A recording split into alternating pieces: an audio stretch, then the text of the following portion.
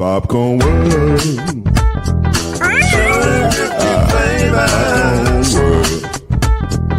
Popcorn World. Yeah.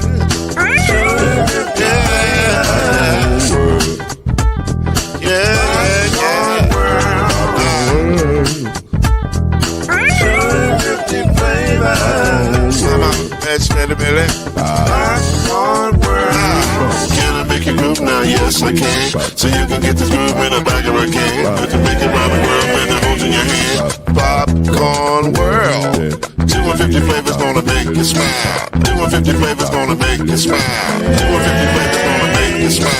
I said popcorn make you smile. Ah. Popcorn World. Popcorn World. Popcorn World. It's a popcorn world. The popcorn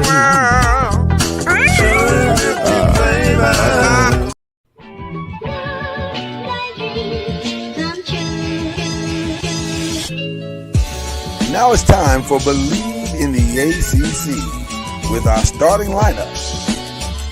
From Florida State, number 17, Charlie Ward. From Morehead State University, number 50, Lloyd Span. And from Murray State University, number 2, Kendrick Haskett. Getting ready for the best sports show about the ACC in all the land. Believe in the ACC starts now.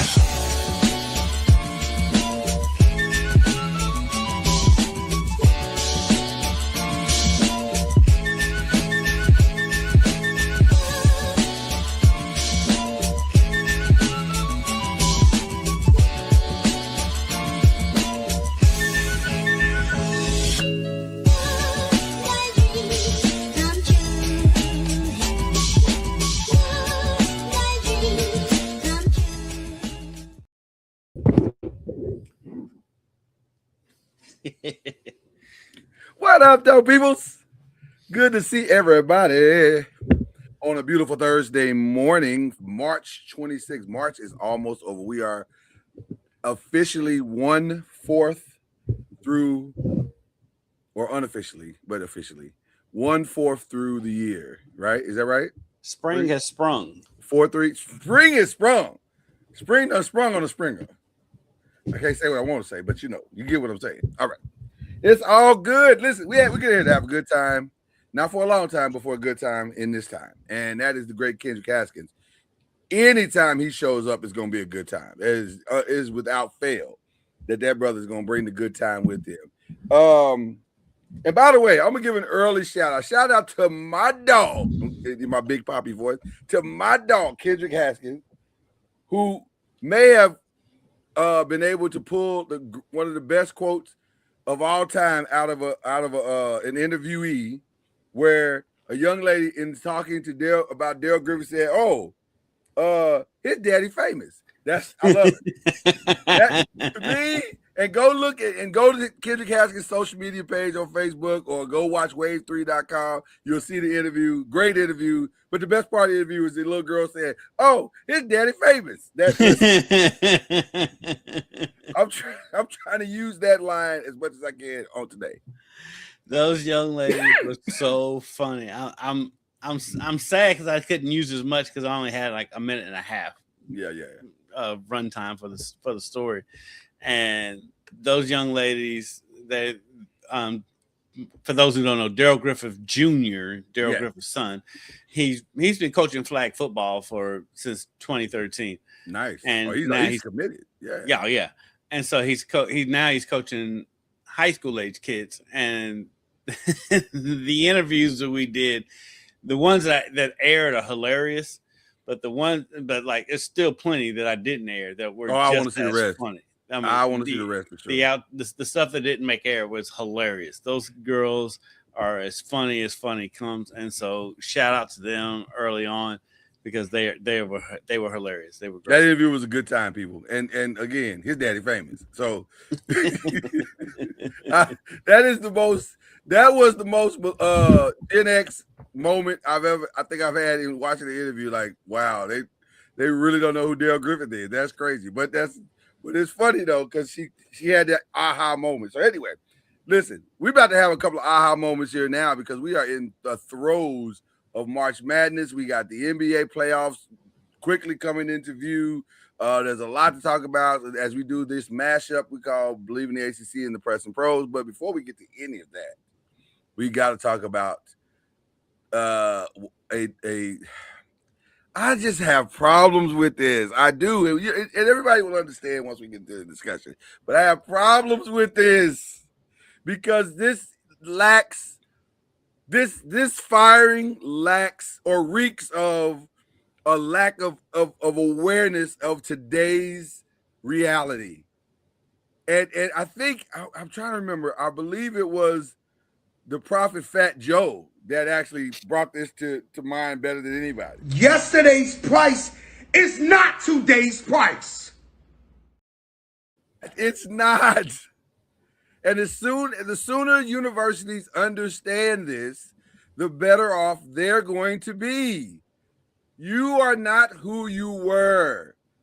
I could walk on a basketball court right now and look up at a rim, and in my mind, I can dunk it. I can box out like I used to. I can bully people on the court, but my knees will be like, "Are you crazy? That's not happening." And you know why it's not happening? Yesterday's price is not today's price. To fire Hubert Davis. I get it, but I don't get it. I don't understand. So talk to me. Hubert Davis, the now former coach of the University of North Carolina Tar Heels, was fired 2 days ago. And by the way, they could have fired him over the weekend. They didn't have to drag it out for almost 4 or 5 days. That was crazy. But maybe that was buyout talk. I don't know. We weren't there, so we can't technically speak on why. But it feels like you could have fired him that evening because you already had your mind made up once he let the 19-point lead go against VCU. So, whatever. But I just don't get it. I don't get how a guy lost his best player. And by the way, if you don't understand how magnanimous losing Caleb Wilson is, go back and look at the tape. Go back and look at who I think is the second best player, if not the first best player in this draft. The most NBA ready. There's two players to me that are NBA ready in this draft, and that's Caleb Wilson and Darius Acuff. They are ready. They can step into a team right now and contribute. You lose that from this squad, that's going to be a significant loss. So I yield to my brother. What are your thoughts? How do you feel? Do you agree? Do you disagree? Where are you thinking? Well, I think my man DeBonsa is NBA ready too. He could walk into an NBA team and play right now. Yeah. You were a little. We can talk about that. You were a little disturbed by this firing. I am. To which I quickly reminded you that if they didn't make that fluky Final Four run in his first year, then he probably would have been fired last year. and I can also agree with that. I just think it's kind of okay. So here's the parallel. Right now, you're on a couch. Lay down on the couch. Okay, all right. Let me put my mic on. Have a therapy session. Thank you. I appreciate this. So the parallel of this is probably, and ironically, you're in the state where the parallel is the most probably significant. The parallel is that the hordes are storming the gates of Lexington right now, saying Mark Pope should be fired. He's in over his head. And that may or may not be true, but also he's been there an hour and a half. I mean, can the man get a chance to at least unpack his office before you decide to get rid of him? And is it his fault that his $2 million guy didn't play but play with enough games to score 21 points? That's not his fault. Actually, that kind of is his fault. You think that's his fault? Well, you think it's his fault for signing him? Yes. Okay, I'll give you that. I'll give you that. I get if the kid has a history of this, then I'll stall you out on that. I'll stall you on that. He totally blew out his knee in March of last year. Okay. So at Arizona State. So Jaden Quaintance was not going to play this year. They rushed him back 4 months earlier than he should have come back. He played like 3 or 4 games, and then he was out for the rest of the season. And then the fans, you hear that, Boston Celtics? They rushed him back. Okay, keep going. Well, Jason Tatum's averaging 20 a game. He's doing great. Yes, for now, he's fine. Okay, and he's not built like Jaden Quaintance. And Jaden Quaintance had to totally rebuild he had a rebuilt knee. That takes over a year to return from. I agree. But NIL and like I've said it on the show before, the worst thing that ever happened was the $22 million roster, that figure coming out, because fans, they glom on that. First, as soon as they lose, that's the first thing they go to. They paid $22 million. They paid $22 million. Right. And for Jaden Quaintance, who I feel sorry for, because he's like, he's doing the best he can. He's doing the best he can. And like now with injuries in this NIL period that we're in, for some reason, fans don't think players are supposed to get hurt. Oh no, that is not well. They don't. It's not that they don't think players should get hurt. They don't think players who are getting paid high dollars should get hurt. Right. It's one of those injuries. Like if the fans don't see you crawling around and writhing in pain on the floor, then they question it. And also, to our brother Charlie Ward's point, it is questionable. I get it. I get it. Some of them, like with Jaden Quaintance, I think it's outrageous. I think it's outrageous. I 100% agree. And by the way, Caleb did everything he could to come back. He was trying to come back. Fluky thing that happens I think his last injury, or the injury that put him out permanently, was in a practice. It wasn't even in a game. It was like in a practice. Broke his hand or something like that. So we get it. We understand. But again, you can only control so much of that as a coach. And I think you gotta, and then here's the other part that's really frustrating to me. That's not how it works anymore. You don't get to buy your way to titles anymore. I get it, UK. You're used to buying your way to a title, legally or illegally. It doesn't matter. I get it. But you don't get to do that anymore. That's not how it works, because everybody gets to buy their way to a title. High Point made the championship, made the round of 32 because they spent money on some players. A former UK player in Cameron. Former UK player, right? So that's how it works now. If you got money, you can play the game. If you're willing to spend that money, you can play the game on a high level. That's how it works. Keep in mind, the potential number 1 draft pick in the NBA this year decided, forget Kansas, forget Louisville, forget Kentucky, forget Duke, forget North Carolina. I'm going to BYU. People in BYU don't even decide to go to BYU. So he's from Utah. So but come on. How often does the Utah kid stay home? That's that talented. No, they had Chelsea Clinton. So, but that joke works 100% of the time, by the way. but now, like the thing that's frustrating with both fan bases, but especially when it comes to Kentucky, is that Jaden Quaintance, them coming after the kid, and I'm like, this dude had his knee 20 years ago. What he had happen to his knee was his a career-ending injury. It's over. Yes. And then he came back. He came back like 2 or 3 months early. Tried to play for like 4 or 5 games, and then he couldn't go. And then the fans are like, he's in there. They should take his money. They should take his NIL. I mean, he should have to play it again. I'm like, man, shut up. Right, right.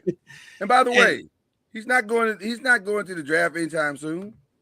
Yeah, he is. He'll be a top 10 pick. Do you think so? Yes. Don't you have to play some and prove that the knee is Kyrie really Irving solid? played 12 games in college. Is he Kyrie Irving? No, but Kyrie Okay, Irving then. played 12 games in college. I don't think he's going top 10. Yeah, he will. You think he's going? I don't think so. If he's not top 10, this is a loaded draft. He's going to be a lottery pick. Yes, he will. Off of last year's tape?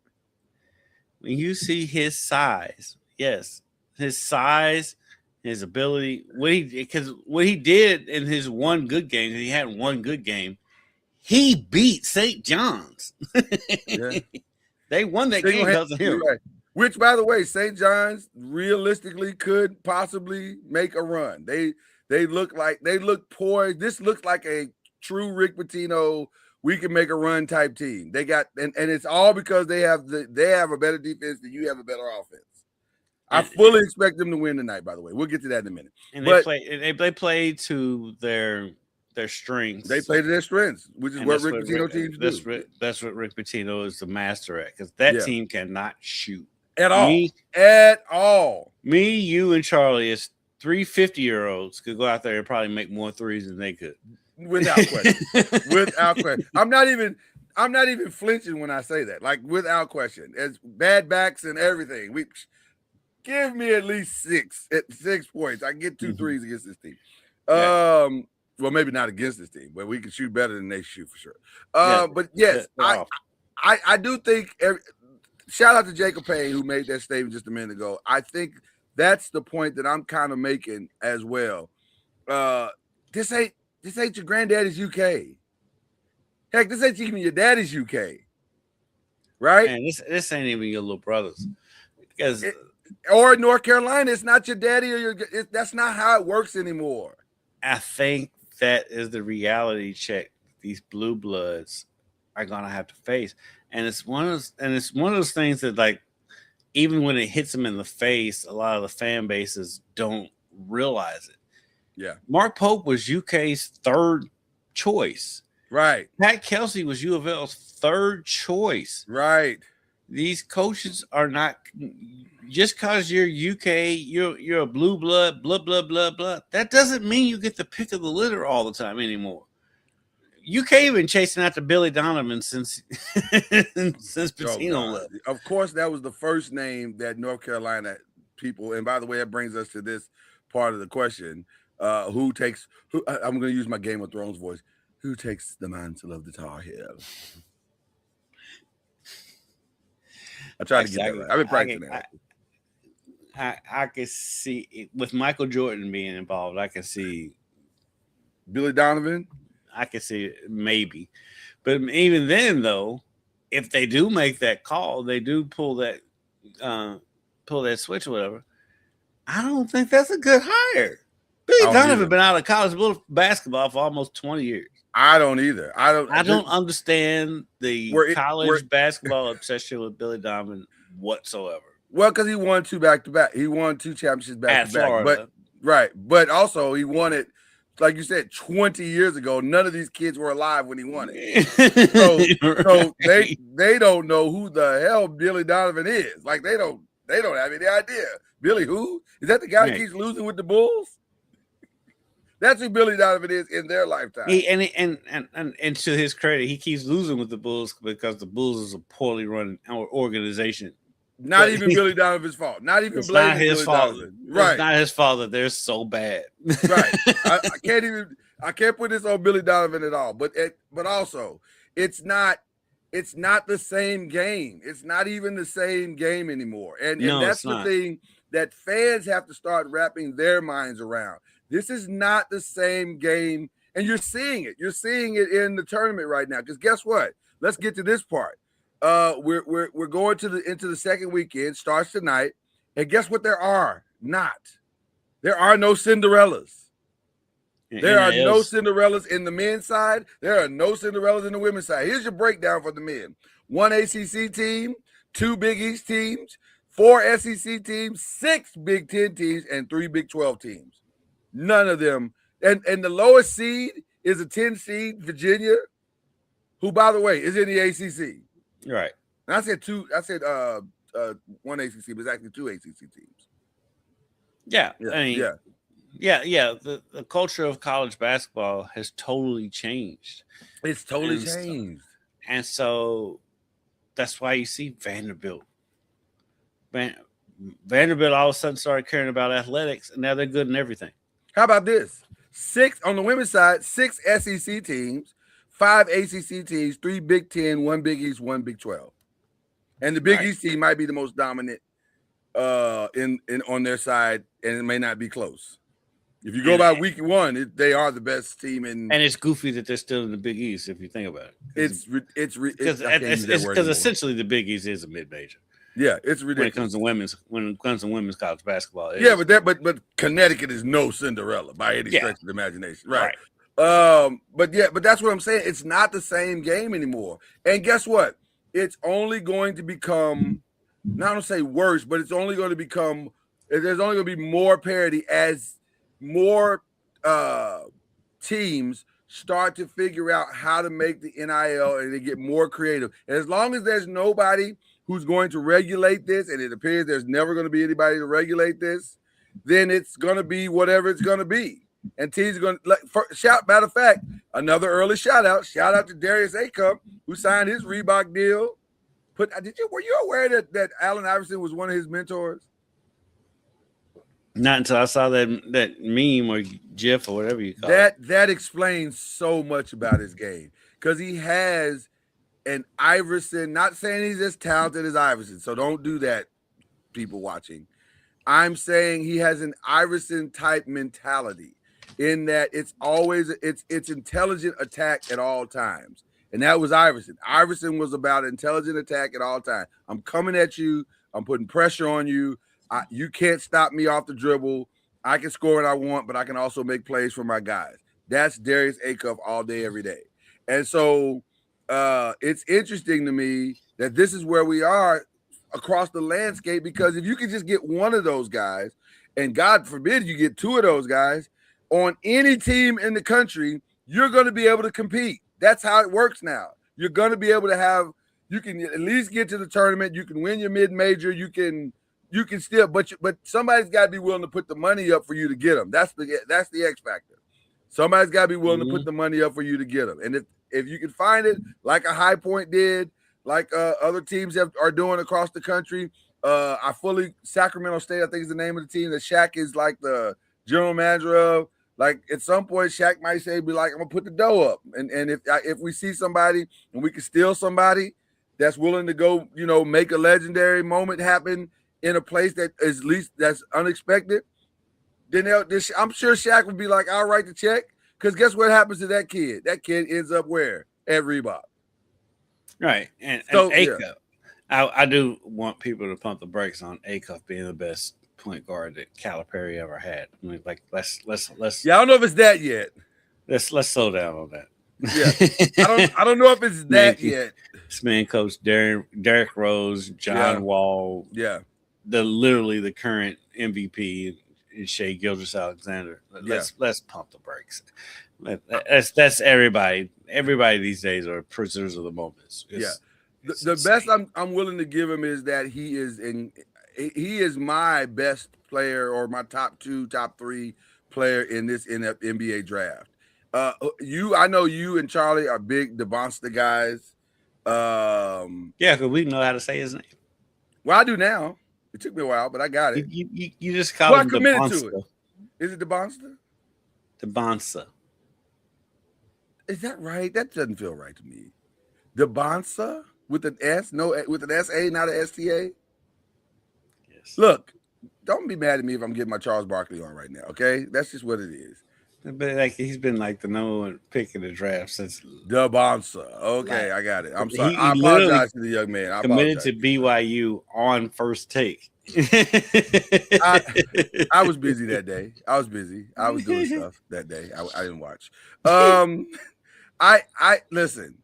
To me, as far as NBA ready players, and listen, I fully understand the kid's 18, so I'm gonna stall him out on that. Like he's not, he's got a lot of growing to do. So I get why everybody is so hyped up on him. But right now, plug and play, to me, the best plug and play players are Caleb Wilson and Darius Acuff. By the way, just to pivot just a little bit as we talk about who the number one pick in the draft is. Did you watch Peterson play against St. John's? Were you able to watch that game? I know you were on the road or whatever. Were you able to see any of it? I saw bits and pieces of it. So everybody kept waiting for him to have his moment. And I heard a lot of announcers say we were all waiting for him to have his Darius Acuff moment, and he never had it. And I watched the game, and he got his points, and he led his team, I think, in points in that game, if I'm not mistaken. But it was never like that moment, and I don't think he did anything to quelch the noise that he is not a true dog type player. Like he's not the guy that's going to take your franchise and elevate it to different levels, which is interesting to me because I wonder, here's a kid that coming in, well, I would say middle of the season, DeBonsa, I'm kidding it. He and DeBonsa were right there neck and neck at one point. And I would say him, Caleb, and DeBonsa were all together. And then all of a sudden, it's like he fell off a cliff. It's like everybody, because he checked himself out of games, and it was kind of a weird, it was a weird atmosphere around him. And again, maybe legitimately checked himself out of games. I don't know. No one knows except him.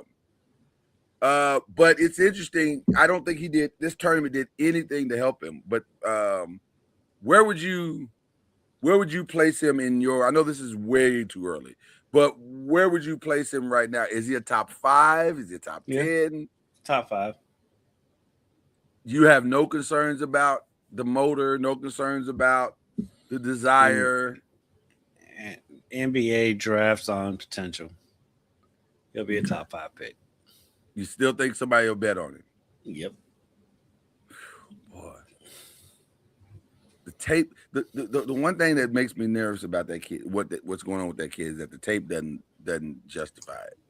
It just doesn't. There's no. But it does. Though.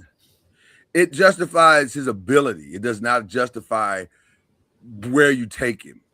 Like if you're taking a top 5 player, you're essentially saying this kid can come in and be a starter on my team right now, and be an impact player. Yeah. I don't. Yes, he's shown that he can do that. He's shown that he can score. Well, I don't know if that's. I don't. But a lot of guys can score. Most of the guys in this draft can score. Dalton Connect can score, but he can't though. He was the SEC Player of the Year, different, and he's done nothing since he got to the. But this dude's averaging 20 a game. He averages 20 points in 29 minutes. Hold on. 44% field goal percentage, 83% from the line, 38% from 3. I don't know. Let's ask a coach. We need a coach. We have a coach? Oh, we do have a coach available to us right now. Coach Charlie Ward is here, the head coach of the Florida A&M University Rattlers. That's a different logo. Hold on, we gotta spot that logo. That's different. I think I saw that on somebody else the other day. Is he trying to hail a cab? It does have like a. It's like he's hitchhiking. He's trying to get to the championship. There you go. He's trying to get to the money. To the money. The money. And those LeBron shoes. He's trying to get to those. Yeah, he's trying to get to LeBron. Also. You got those yet, Charlie? He got the other ones. He didn't get the ones he played in. No. He got the other ones. Now the other ones, to be fair, are very nice. They are. He They got are. the other mwah. ones. He got the other ones. He didn't get that. What do you have to do? We need a meeting with LeBron immediately. What do you have to do to Well, get he's the got other that. ones? He's got gout in his elbow right now. He does not have gout. That's not true. That's not true. Ladies and gentlemen, that's not true. I don't know why. They're winning. They're winning. They are winning. We're gonna get to that in a minute, Charlie. We're gonna definitely get to that in a minute because I don't know where Kendrick is going with that gout thing. But They're beating a lot of. No, they're not. No, they're not. No, they're not. Don't do that. Don't do that. They're beating playoff teams. They're beating playoff teams. Every team they beat is a playoff team except for one. The Pacers are not. Except for one, I just said. And they lost to the Pistons. That's a playoff team. They're actually number one in the Eastern Conference. Kate Cunningham has a collapsed lung and did not play in the game. You know what? You know what this is? You know what this is, Charlie? See, he can't talk about his Grizzlies at all. Matter of fact, shout out to John Morant, who's done for the year. So Job been done for the year since January. Quite some time. Oh my God, John has been done for quite some time. Anyway, we digress. Charlie, we're gonna back up a little bit because we love getting your opinion on these things. Hubert Davis, what are your thoughts on the firing? I think he's a byproduct of the times that we're in. Yeah. If people don't see progress in their eyes in the sense of trying to move the program forward, they don't care. Hold on, Charlie. Are you in a safe space? He's in the airport, so okay. I just heard something that was halfway between a door opening and a scream for help. So I didn't know if you. All right, there you go. You're fine, Charlie. I just want to make sure you're in a safe space, brother. Okay, let's go. Yeah, all right. Like sometimes they don't care if your best players aren't playing. Yeah. They don't take some of that stuff into account. And I mean, for you to have, we've seen guys get let go or coaches get let go while deeming to have some success from a record standpoint. Mm-hmm. But they're letting coaches go based on where they expect them to be going. So I want okay, so stay there for a second because I want to ask you this. Are the expectations now of North Carolina reasonable? Are they reasonable right now? So the challenge is trying to get someone, now they're trying to get someone that's going to move them in a positive direction in their eyes. And what I mean by that is, North Carolina had a decent year this year, but they're looking at Duke. They should be at the top of ACC. They shouldn't be losing in the first round of the tournament to the lower seed in a sense. Right. So that in their eyes, they're going to be looking for someone that can help them move in a direction that they feel is beneficial long term. And as we've seen before, sometimes it works.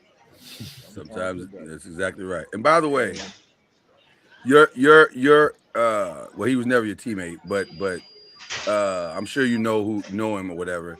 But Kenny the Jet Smith, in my humble opinion, would be an awful hire, equivalent to Kenny Payne. He'll get players. He's in his 60s. Well, I don't even think it's an age thing. I just don't think Kenny has phenomenal relationships. Everybody knows that. Stephen A. Smith threw him out yesterday. Kenny, you're right. Stephen A. Smith threw out Kenny the Jet Smith as the guy to succeed Hubert Davis, which I thought to myself, that is ridiculous. Because does he have great relationships? San Antonio. Carry-on bag as the city buys. So Charlie's not going to San Antonio. He's not going to San Antonio.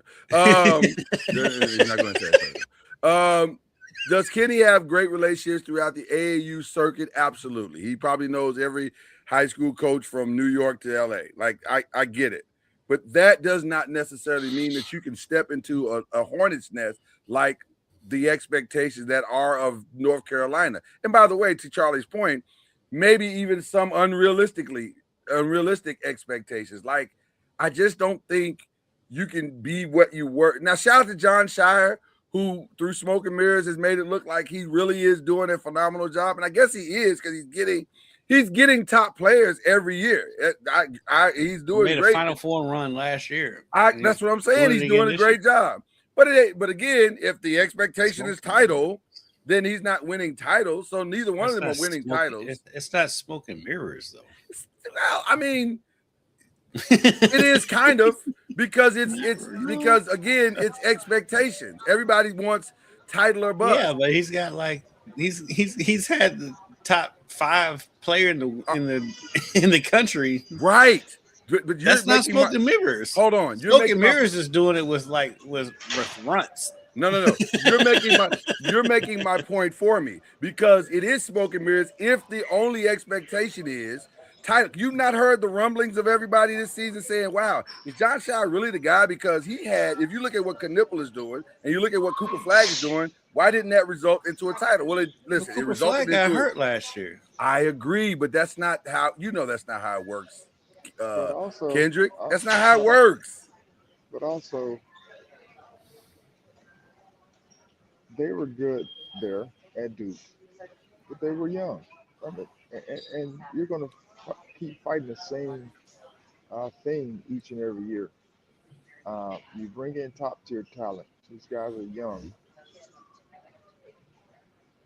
You may have once in a lifetime Carmelo Anthony. That may not happen again, where a young guy come in and just take over the tournament. They may or may not, get there this year, just because teams, the injury, and the teams that they're playing are good as well, and so they found a way to get to this point. But I wouldn't say it's title or bust. And I heard a coach say, one of the things that you want to be is consistent and giving yourself a chance each and every year to win the title, because you may get there 4 or 5 times and you may not win it one. You may win it one time out of 4 or 5, but the goal is to at least get the consideration each and every year. Good to Fox Jersey, you're now welcome to board theater. Wait 837 for. You know what's funny? The perfect example of that is Tom Izzo. Like he as many times he's been to a Final Four or Elite 8 or whatever, if you look at the realistic record, he's only won it one time. But I guess what I'm saying is, you and I know that, Charlie knows that, we all understand that, we all think with rational mind. The fans who many times drive the narrative for a lot of these board of directors or boosters or collectives that have now come together, they start to say, well, John should have, why can't, guaranteed, it is inevitable that if he loses to St. John's tonight, the noise is going to get louder for John Shire. And it shouldn't, but it will. I don't think it will. It absolutely will. They went to the Final Four last year. What does that have to do with anything? Everything. With unrealistic fans. When have fans been that rational? If that's the case, with you Duke live in a fans, state where it's never that rational. Yeah, and I laugh at them too. Right. Because I think they're goofballs too. Right. Duke hadn't won a championship since what? I think it's 2016, with Coach K 2017, there. Or 2018 maybe. 2016 or 2017, I think it was. But that's my point. It's not the same. They lost to Princeton when Coach K was at Duke. And that's the point that we're all making. Fans got to stop. Everybody's got to stop and take a step back and say that's not how it is anymore. Those factions of fans have always existed. It's just now they have a voice because of social media. That's my point. Yes. But like Kentucky, for example, they've been on the drive for 9. We're going into year 15 for that. Right. Because they ain't won since 2012. This is the longest drive ever. Right. You Jesus, could have drove to Tokyo and back. around the world at this drive. But like, if fans' expectations, they're always going to be out. There's always going to be that faction of fans whose expectations are out of whack. But like with John Shire, like he's fine. He should be. He should be. But y'all know how this works. Caleb Foster is literally out, and it has dramatically changed. Yeah, I think they're going to lose to St. John's. I 100% agree. And so, but that won't be the narrative. The narrative is you had Cam Boozer, you had Caden Boozer, you had this, why didn't you win? Because I just lost my freaking point guard. That's why I lost. He's the engine that drove the train. I don't hear the cries and the screams from Shire as much. No, not yet. Not yet. I agree. Because like I've been hearing a lot. I hear more praise for him, and well deserved. Because if you look at it, there was no drop off from Coach K to John Shire. There wasn't. And so I hear, of course, because I'm in the state, but I hear these crazies around with Kelsey and Pope. But as soon as one of them, if you make a Final Four, that should quiet it down for quite some time. It quiets it down. It should. We've talked about it on our text. Like Hubert Davis, by North Carolina standards, probably would have been fired last year, but he made a Final Four run. He made a championship game run in his first year. And so being a college coach today, you're 100% correct, Kendrick. Being a college coach today is the equivalent of the scales, the imbalanced scales with the balls. If you win, you're doing okay.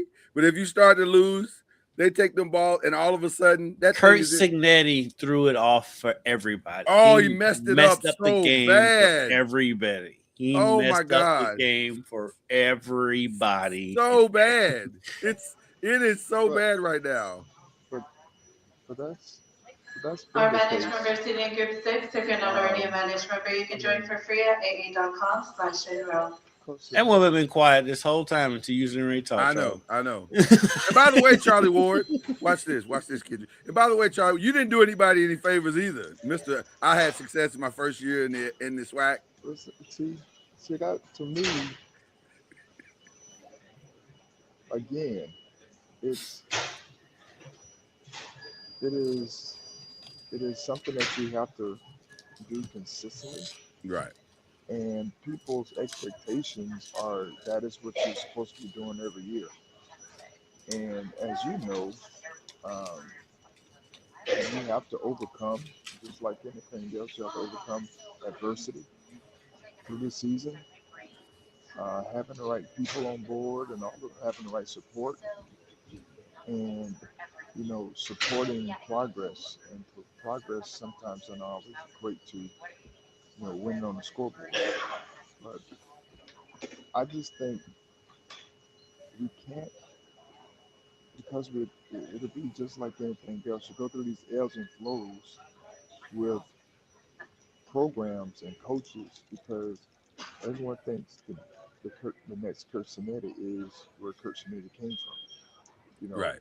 Mid-major, all these types of things. Well, as we've seen, that's not always the case. And y'all have heard me say, I hope they go into this dungeon of not good enough. They're not good enough dungeon. Continue boarding with passengers seated in group that are doing 7 somewhat and decent. group 8. Groups 1 through 8 well, for San Antonio. You may now welcome to board. And then you go find somebody. They may or may not have success the first year. Yeah. And like, oh, well, it was their first year. Or they may have success the first year, like, well, this is the expectation that they've set and put on themselves because they were able to, make it the first year. So it's just being consistent now, with Kurt Cignetti. Can he be consistent over the course of 3, 4, 5, 6 years? doing it the way he's been doing it. Because everyone, when you're hot, you're hot. Everybody wants to try to mimic what you're working to do.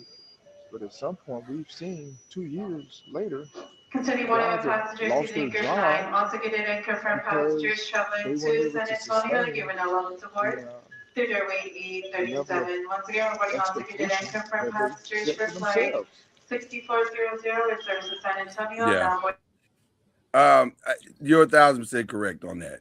And I, by the way, does Hubert Davis get another job, Kendrick? Charlie, does he get another job? If If he wants it. If he wants it. Yeah. I'm sure somebody will pick him up if that's his desire.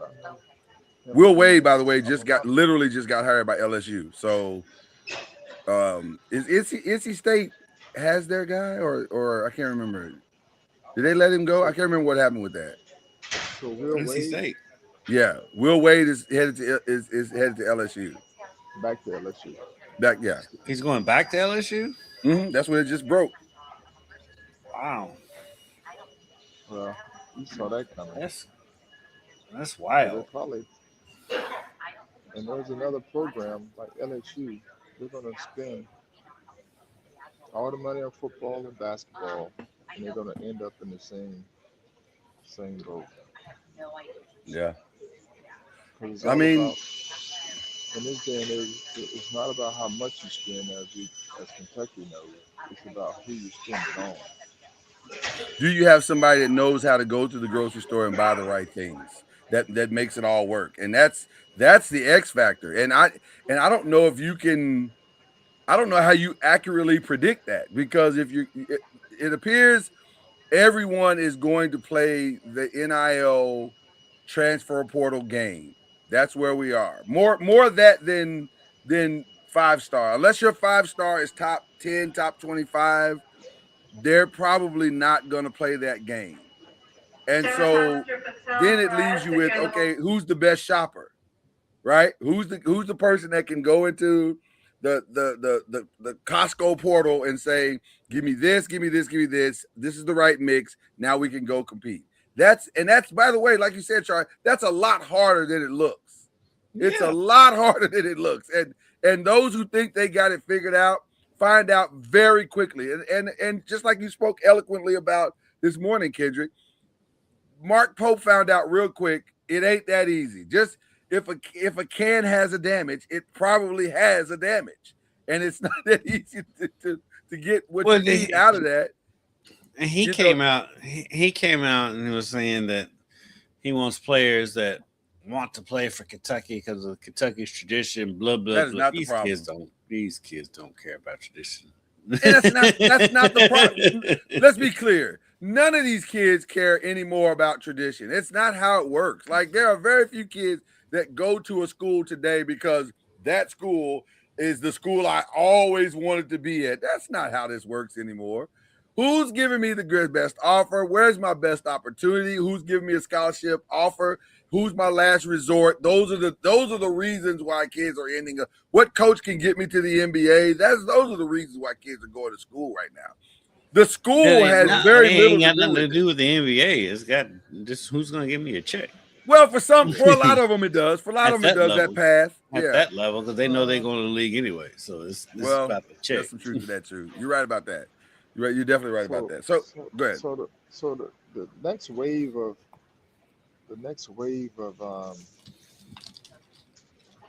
student athletes we should be admiring is guys like Bruce Thornton at Ohio State.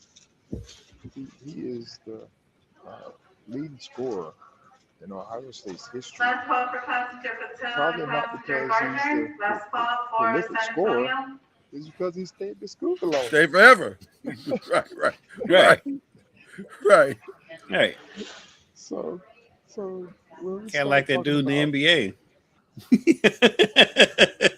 It's not gout. It's not gout. It's not. I know you keep trying to say that, but it's not gout. It's not. Charlie, don't let him convince you that it's gout. It's not gout. Despite what Kendrick says. Gout in his elbow. It's not gout. I don't know why I keep saying that. It's not gout. Stu missed 4 games. faking an elbow injury. He didn't fake it. It was very hurt. It was very, Hit very hurt. his elbow on a shoe. No, get a camera. See, this is the reason why Charlie's not getting the shoes. I think he's probably watching this right now going, oh, it's Gal? He ain't never getting them shoes. Thanks, Kendrick. It's the rattler heads on it. Right, with the rat. We want the ones with the rattler head on it. This guy's over here mucking up the waters. Thanks, Kendrick. It's just missed 4 games hitting his elbow on a shoe. You know what? Let's move on. Let's move on. We've got to move on. Okay, so games tonight. We got opening day in the MLB tonight. Yeah, we're not doing that. No, last night. It was last night. Yeah. It was last night, but yeah, it was a couple games. For Tonight's the full schedule. Yeah.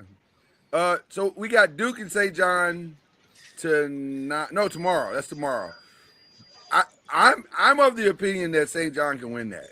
There's and gotta be games relatively, tonight, right? huh?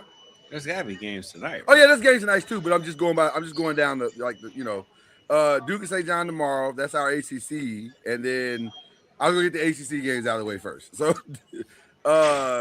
I'm of the opinion that St. John's has a more than better chance than getting that one, because if they bring the same defense they brought to Kansas, it's going to be really hard for Duke to. Now, can Cam Boozer, to Charlie's point, overcome it? They don't lose. That's what Charlie said. They don't lose. The Boozer kids don't lose. They find a. There's guys have found a way to win all year. Okay. And it'll be. I think they're going to lose, but I don't know who they're going to have to contain him. Right. St. John's. I know they play a certain style and what have you. If they can get to the guards, that'll probably be their best chance to win. But if it's some semblance of a half-court game, yeah, then it's going to be tough for St. John's. With Patino, he'll take Cameron Boozer out of the game. He will.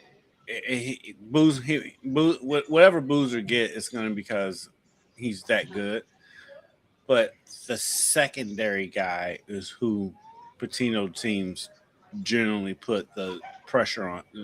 That this secondary guy has got to be the guy. So it could be the other Boozer kid. It could be who is that? Right. It's exactly. got to be Caden. It doesn't have to. It could be. I think it's got to be. It could be Brown. It could be Malik Brown. It could be Dame Sarr or Isaiah. Look for one of these three: Isaiah Evans, Dame Sarr, or Malik Brown. If Duke wins, one of those three is going to be the one. It's not going to be Cameron Boozer. It's going to be one. No, it's not going to be Cameron Boozer. It's going to be his brother. I think they're going to put so much pressure because his brother's got to be the one to the pressure's going to be put on him because they're saying, okay, nobody else can beat us but Cam Boozer. That's what Rick is saying. Nobody else can beat us but him. Everybody else. Rick typically takes out your best player, and that's exactly right. So somebody else, somebody is going to have to make plays for everybody else, and it's that kid, and it's him. And I just don't think he's experienced enough to do it yet. I think it may be Isaiah Evans. He doesn't shoot well enough to do that. Well, he plays to his strength, so he doesn't have to shoot. He doesn't. Right, exactly. He plays to his strength, which is around the rim, lobs, finishes. He can handle the ball. He does his job.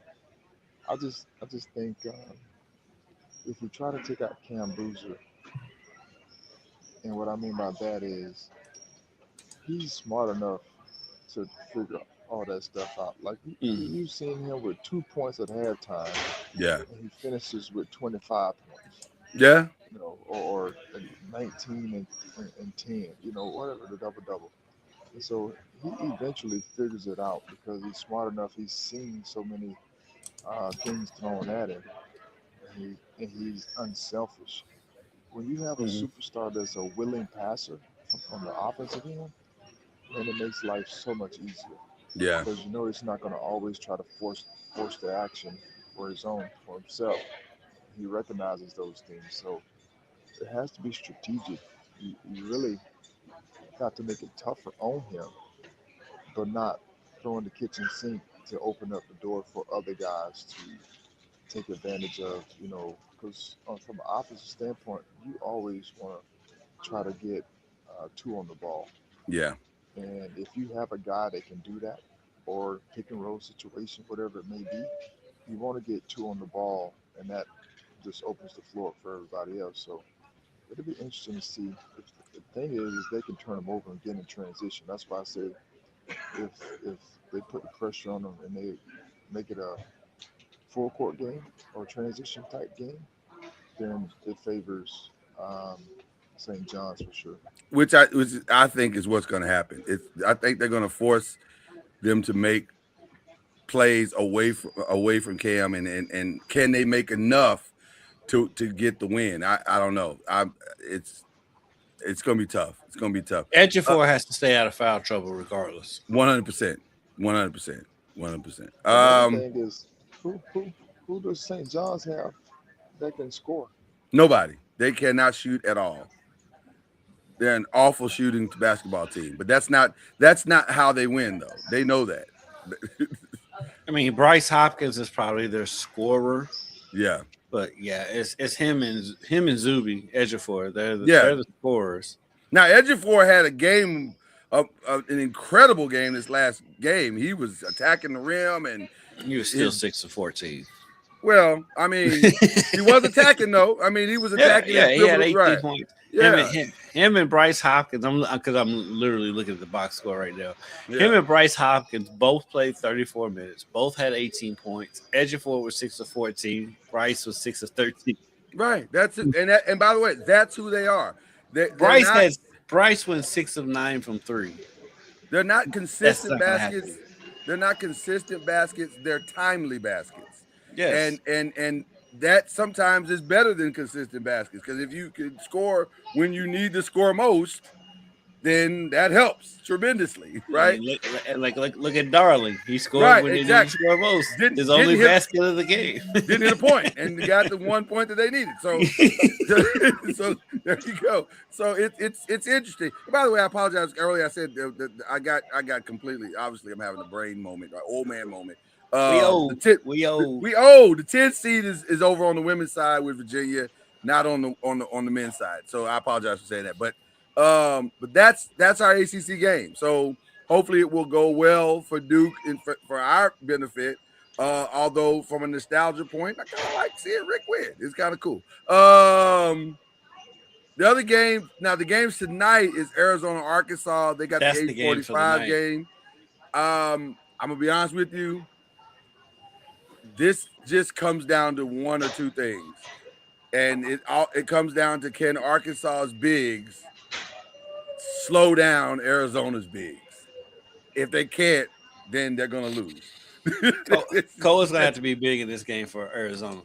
This is the game I think where Cole Peak is gonna have to shine, because they're even at pretty much every position. So I think Cole Peak's gonna have to have a big game. I don't think Arizona has an A-cuff plan. He's going to do what he does. But Braden Burries is good too, though. Braden is good. I just don't think he can stop him. I don't think he can slow him down. I just think he's just got to try to match energy and keep his guys in it. Get his guys the ball, do your thing, and play your game. Don't try to match him 3 for 3. Don't try to shout. Just go do what you do. I think A-cuff will win the match. 100%. 100%. But I think Braden Burries can keep it close enough to where it offsets it. An assist is as good as a score. So if you can get 7 assists, if they get another game from their big man Krivas, then it won't be close. Like he had against you. I mean, granted it's Utah State, but still, if Krivas has another game like he did, then go ahead and put them in the Elite Eight. Yeah, it should be a great game tonight. The other one is Texas Purdue. I'm shocked. I'll be honest with you that Texas is even there, but they are. and Only reason and why that game is on national TV because it's the tournament.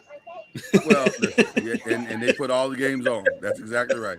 And I would and not watch that game. If it was on and the FS1. same could be said for Iowa and Nebraska. I don't like. Oof, this old Big 12 matchup. Yeah, Iowa and Nebraska. Now Illinois Houston will be good. That'll be good. That'll be good. That'll be a nice one. That'll be okay. What's going on here? Because Illinois has shocked everybody. They've come out the gate on fire, and I'm like, oh man, Illinois is one of those teams because, like, when I saw them early in the season, I'm like, okay, this team is legit. But Yeah. then they started doing Illinois stuff. yeah. Which, by the way, I think this is a rematch of. They played early in the season, I think. Well, I mean, but even in the tournament, I think they played last year or the year before. Am I right about that, Charlie? Or y'all remember that? Kentucky beat Illinois last year. Illinois and Houston has played before in the tournament. I just don't remember when it was. Maybe it was 2 years ago. Houston, it seems like Houston has the exact same path in the tournament every year. And so somehow they end up playing Illinois, or they end up playing what's the other team they always playing that they end up battling against? Oh gosh. So I'm looking at Houston's schedule. It'll be a good game because Houston's going to be Houston. Houston's going to be Houston. That's a great Illinois, line. You know, they play their own style as well. So it'll be a match of like whose style can win. Yeah. Illinois can shoot the basketball, everybody. And Got the Evans brothers. Yeah. Houston is just, they are who they are. Yeah. They play hard. They got really good guards, bigs, like that Coach Sampson. So why are you shooting that shot? We don't need you to shoot that shot. We don't need you to shoot that shot. That's hilarious. So they just start doing what they do. Yeah. Houston's got grown men. They are. And I'm a grown man, dog. They not calling nobody delicious. No, they're not. They're not. Grown men. Ain't calling them grown men. That's facts. That's facts right there. Iowa State and Tennessee will go off on tomorrow as well. That should be interesting, although I think everybody's as surprised to see Tennessee in this matchup as anybody. And then the other game tomorrow, the last game, is Michigan-Alabama, which I'll be honest with you, I'm a little shocked at that one because I thought Alabama was in such turmoil that they wouldn't be able to find themselves. And not only have they found themselves, but they have rallied. Now, they have been the benefit of great scheduling also because they got Hofstra and they got they got Texas Tech, so that helped out. They didn't exactly go through Alabama didn't exactly go through a gauntlet to get here. But athletically, they match up athletically with to be able to play Michigan. Look, I was big on Alabama early in the season. I'm still scratching my head to like what happened with this team. I do think that experiment with when they brought the guy in from the G League, I think they kind of threw off their chemistry and rotations or whatever. It did. But I was high on Alabama earlier in the season, and it looks like it's coming back because like fine line. Right. He's as good as anybody in the backcourt, and so I think that game's going to come down to the end. Michigan, Alabama, because Alabama has the horses to run with Michigan. Absolutely. I would not be surprised if Alabama pulled off the upset. It could get interesting on that one. Let's jump over to the women's side real quick, where we got some potential matchups and also matchups. Go ahead, Charlie. Was Michigan lost by less than double digits? I don't think so. I think Michigan is won. Have they won by less than double digits? No, Michigan has played as well as anyone has played, if not better than most ones have played. But they played Howard in St. Louis, right? So we gotta also look at that. But that's in the tournament. Yeah. Before that, Yeah, man, the Big Ten tournament. Michigan's been phenomenal all year. Michigan blows people out. They don't win. They don't play close They've been games. consistent. Yeah. They've been consistent all year. Yeah. It's a reason why. Yeah. They have guys that can get things done. 100%. On both ends, and so they're playing the high level. So it'll be interesting to see if they can keep it up. But they've been consistent all year. Yeah. Which brings us to the women's side. The sacrificial lamb for tomorrow for the ACC, North Carolina, and UConn. And by the way, we got to address the elephant in the room. I forget the name of the coach of Syracuse. God bless her. I understand her complaint. I get it. And she's not, in theory, wrong. It feels I can see how it could feel like an attack. I can see how I could feel. Her complaint was every Them having year, to play Syracuse in the tournament every year. It's a personal attack. Right, she got to go play UConn every year in stores that they make the tournament, because that's the way the women's game is set up. It's set up around fandom. It's set up around if you get the number 1 seed or you get a top 4 seed, then regionally they go to the most attractive locations, and so stores is consistently where they end up going, and Syracuse is closer to stores. So I get her complaint in the sense of theory, and also it's what it is. It's your game, and so you got to figure it out. Like it probably does suck to have to know that you're going to probably be out either in the first or second round every time you play. That probably does feel awful. And also, that's how the game is. So I can't really get all the way on board with what she's saying. Well, because the biggest thing is like, why would the NCAA have a personal vendetta against Syracuse? Why?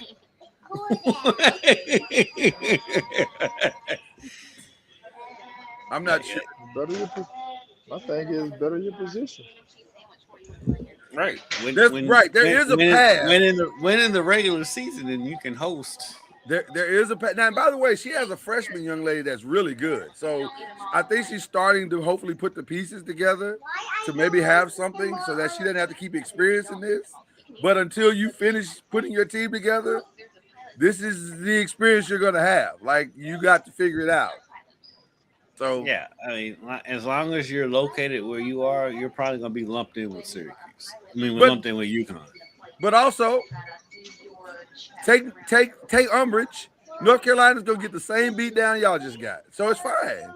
It's not you. It's UConn. Right. So there's that. UCLA will play Minnesota tomorrow as well. One of the games I'm very much looking forward to is Notre Dame Vanderbilt. I'm into every Hannah Hidalgo game. Listen, every game she plays, I want to watch. That Notre Dame Ohio State game was outstanding, and I thought for like a half a second, Ohio State's point guard, because she came to play. It was just Hannah is just. She is like I don't even know how to describe it. It's just she's so in your face for 40 minutes, and she's as dynamic defensively as she is offensively. It's really impressive. You can't dribble the ball around Hannah Hidalgo. No, if you don't protect the ball, she's taking it. She's taking it in open court. She's taking it every single time. I love watching her play. But I am curious to see how she and Michaela Blake's lock up tomorrow. I'm gonna be right there in front of the TV for that one. And then Duke LSU got the late game tomorrow night. Duke's defense versus LSU's offense, basically. Can LSU? I think I like LSU. Pull it off. I like LSU in that. You like LSU in that one? I think so. Charlie, you agree with that? Duke over LSU in that one? Oh no. Or LSU over Duke in that one? I mean, I like Duke. I don't know. I like Duke. Of course, I like the coach. And they play they're defensive minded, and Yeah. they Mhm. offensive figure it out. So, um, but that can come at the bite you if you go through a scoring drought. You put a lot of strain on your defense, and LSU is, they're a wild card, especially with Flo Riley. Out of 10, how many notes has Gino sent Kara over Kim Mulkey's coaching style? Out of 10. If you had to guess. Because you know I don't she's think called. You know she's I don't called. think Kara's called. You don't think she's I- called? No, She wants to I make her think own way. She wants to make her she's own make way. her own way. Yeah. Okay, all right. I don't know. She about to come. Maybe just a casual conversation. Hey, I'm playing Kim this weekend. That'll be interesting to see, though. They studied. They study. She's probably studied her enough and to know Yeah. what they're doing. So Yeah. they don't need to call in nobody else. Okay, all right. South Carolina, Oklahoma. They got the Saturday game, as well as Texas and Kentucky. Shout out Peyton Burhost. Yep. And then the other two ACC teams, TCU and Virginia, they have TCU Virginia has the late afternoon game. Louisville, Michigan has the early game on Saturday. That'll be a good one. Size versus I give Louisville a shot in that Michigan game. absolutely have a puncher's chance. They have a puncher's chance. They need Amari Berry to play a better game than she did against Alabama. She made the 2 free throws down She the made the stretch. 2 free throws. But she struggled most of that game. She did.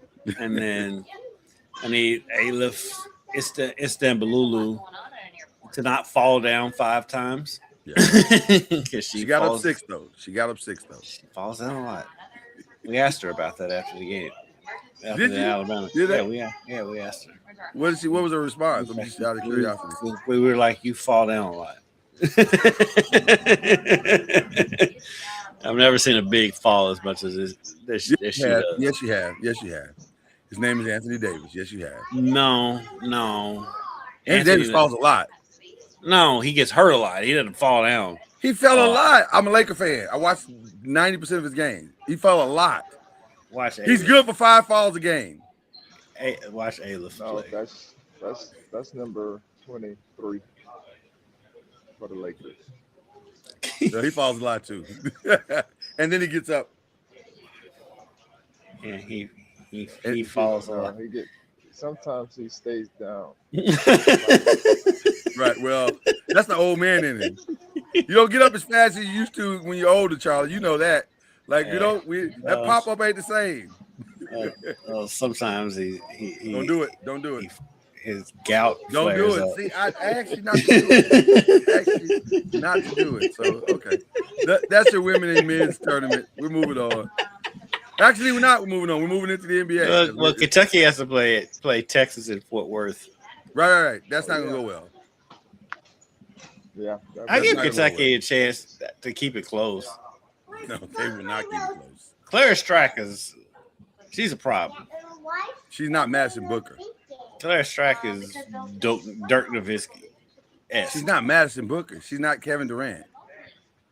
Well, Kevin Durant's not out there either. Madison Booker is the Kevin Durant. Clara Strack. They don't have it. I listen. I'm telling you, Kentucky's going to make that a better game than you think.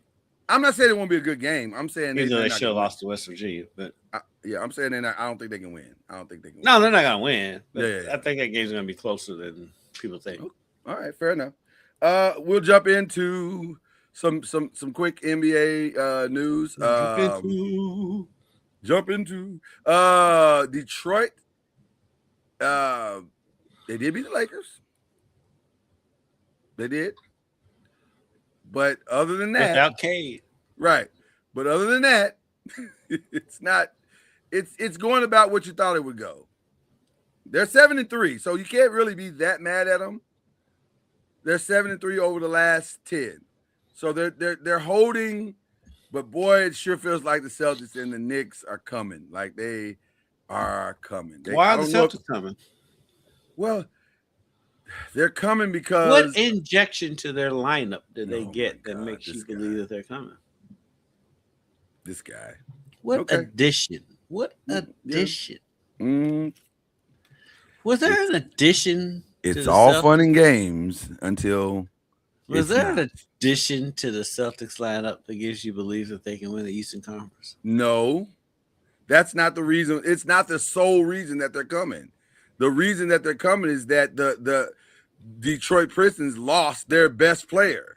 They lost the guy that feeds Detroit. And did the Celtics not gain their best player back? Oh my God! Sure, if you want to say that what he's doing right now, and he's having his worst shooting percentage in his career, if you want to say that's the reason why they're coming, then So by all means, we're gonna give a 10-game sample size. Nope, you can't change the narrative. You cannot change the narrative. Nope, you can't have it both ways, Kendrick. You can't say he's the reason why they're surging, but also he's having his worst thing, and now we can't blame him for that. You can't have it both ways. Pick the side. Pick a side that you're gonna stand on. I'm going with 19 points a game and 30 minutes per game. Okay, then there you go. That's where you're standing. Keep that in. Keep that 9 same games. Energy. 9 games. We cannot. Keep that same we energy. cannot say he's having the worst season of his career when He he's is only played 9 statistically games. having. It's 9 games. It doesn't change the facts. Lloyd, it doesn't change the facts. The numbers Lloyd, are what the numbers are. Lloyd, what's your middle name? Reality. No. What's your middle name? Because your mama would be calling you by your whole name right now. Reality is what my middle name I'm is. gonna give you Christopher. Oh my Lloyd goodness. Christopher Spence. That's fine. I'll take Christopher. Lloyd But yes. Christopher Spence. We cannot say a 9-game sample is the worst season of someone's career. It is. We cannot do that. It doesn't change what Lloyd it is. Christopher. Lloyd Christopher. It doesn't change what it is, but we shall digress for now. Lloyd Christopher. A 9-game stretch cannot be somebody's worst season of the career. And yet it is. And yet it is. And by the way, you can see the stress on his face when he's playing because he's like, why am I not hitting? And I'm like, because you're coming back from an ACL in less than 10 months. That's why you're not hitting. But we digress. Can Detroit hold on? That's the real question. Can they hold on to it? No. Well, yeah, I think they can hold on to the number 1 seed. What's Detroit? Not that many games left. I was gonna say what does Detroit have left schedule wise? That's the real question. They have Lloyd Christopher. They have New Orleans, Minnesota, Oklahoma City, at Minnesota. They play Minnesota actually twice. Then everything else is winnable, probably, or tangible, maybe. It's not great. They got Toronto, they got Philly on the road, they got the Orlando on the road, who's fighting to get in. They're going to give everything they got. They're at OKC on Monday. Yeah, it's going to be tough. It's going to be tough for them to hold on to that spot. Philadelphia, I think, is the team to watch for. Yeah. Because you got arrested, PED-free Paul George. ready to come back and prove something. And needs to come back and prove something because, it's been awful. He's out the Peds. It's been awful for Paul George. Awful. Could not have gone. This Philadelphia thing could not have gone worse.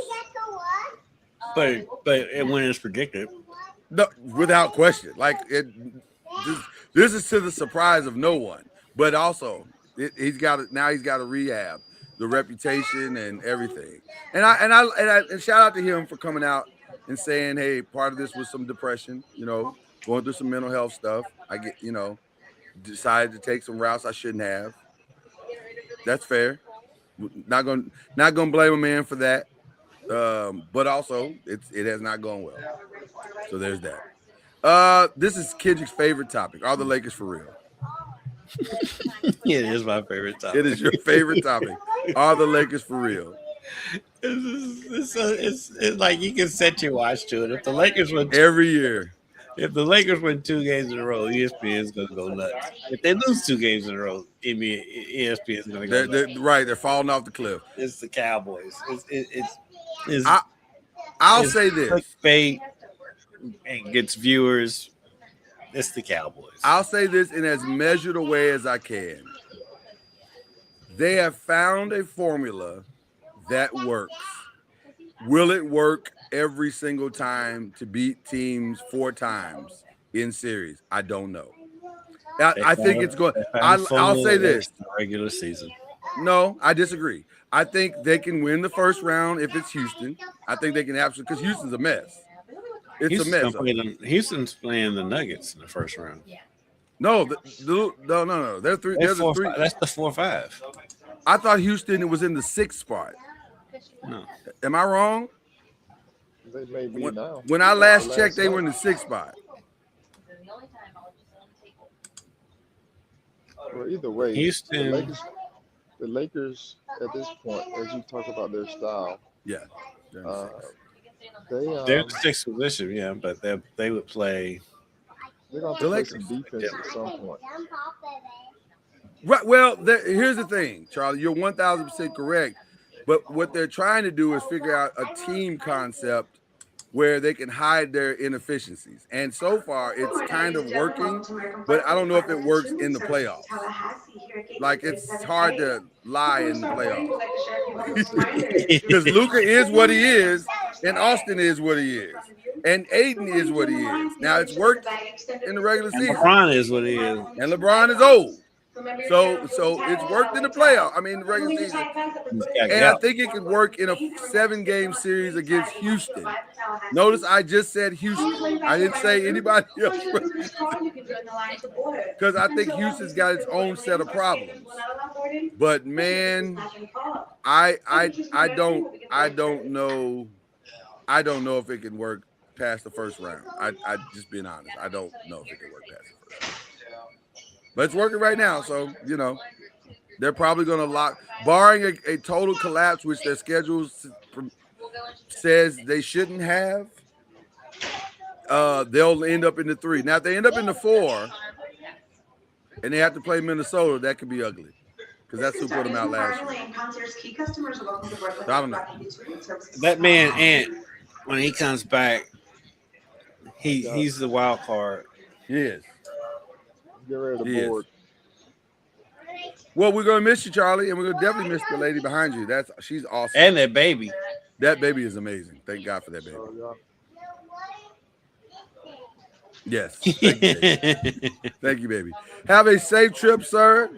Wherever you are going, and we appreciate you jumping on with us as always. May the recruiting land be bountiful for you. Yes, and also if you get lost, just look down on your shirt and do exactly what that rattler is doing, and you'll probably find your way. You can get it right. Appreciate you, brother. All right. Appreciate you guys. All right, brother. The great Charlie Ward, ladies and gentlemen. Always a good time. Always. And his background is as much a character in our show as anything else. It's always a good time. Facts. All right. So yeah, I don't know. Let's talk about your Lakers some more though, because they're funny to me. Well, again, like I said, I think it's working, but I don't. Does it work in a 7-game series? Let's say this: it hasn't.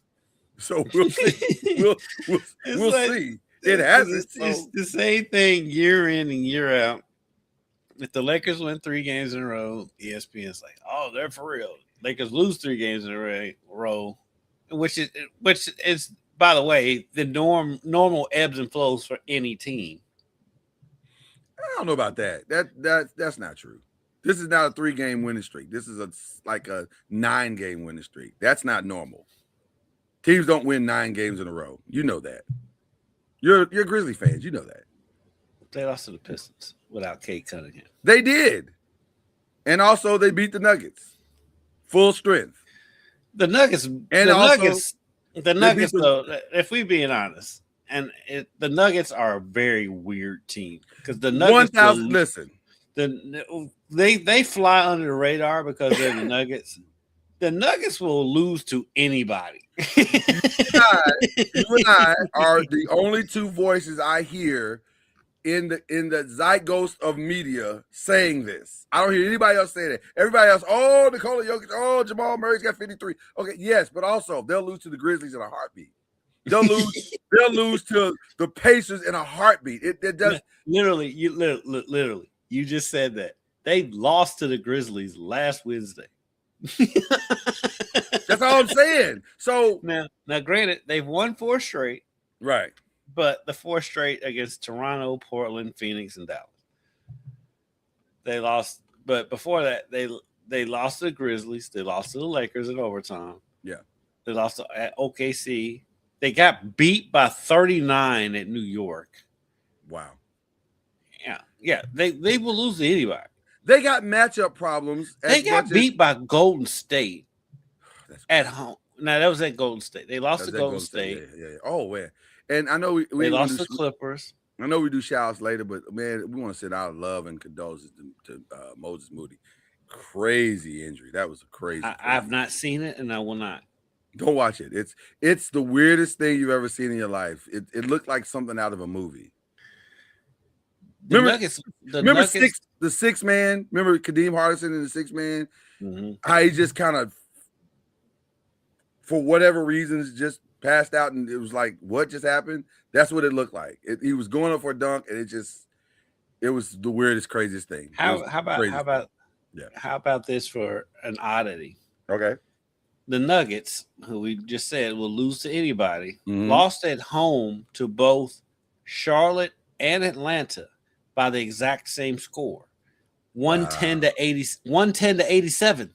Wow. But that's the Nuggets. That's who they are. The Nuggets will lose to anybody. That's who they are. The Nuggets lost at Brooklyn. Yeah.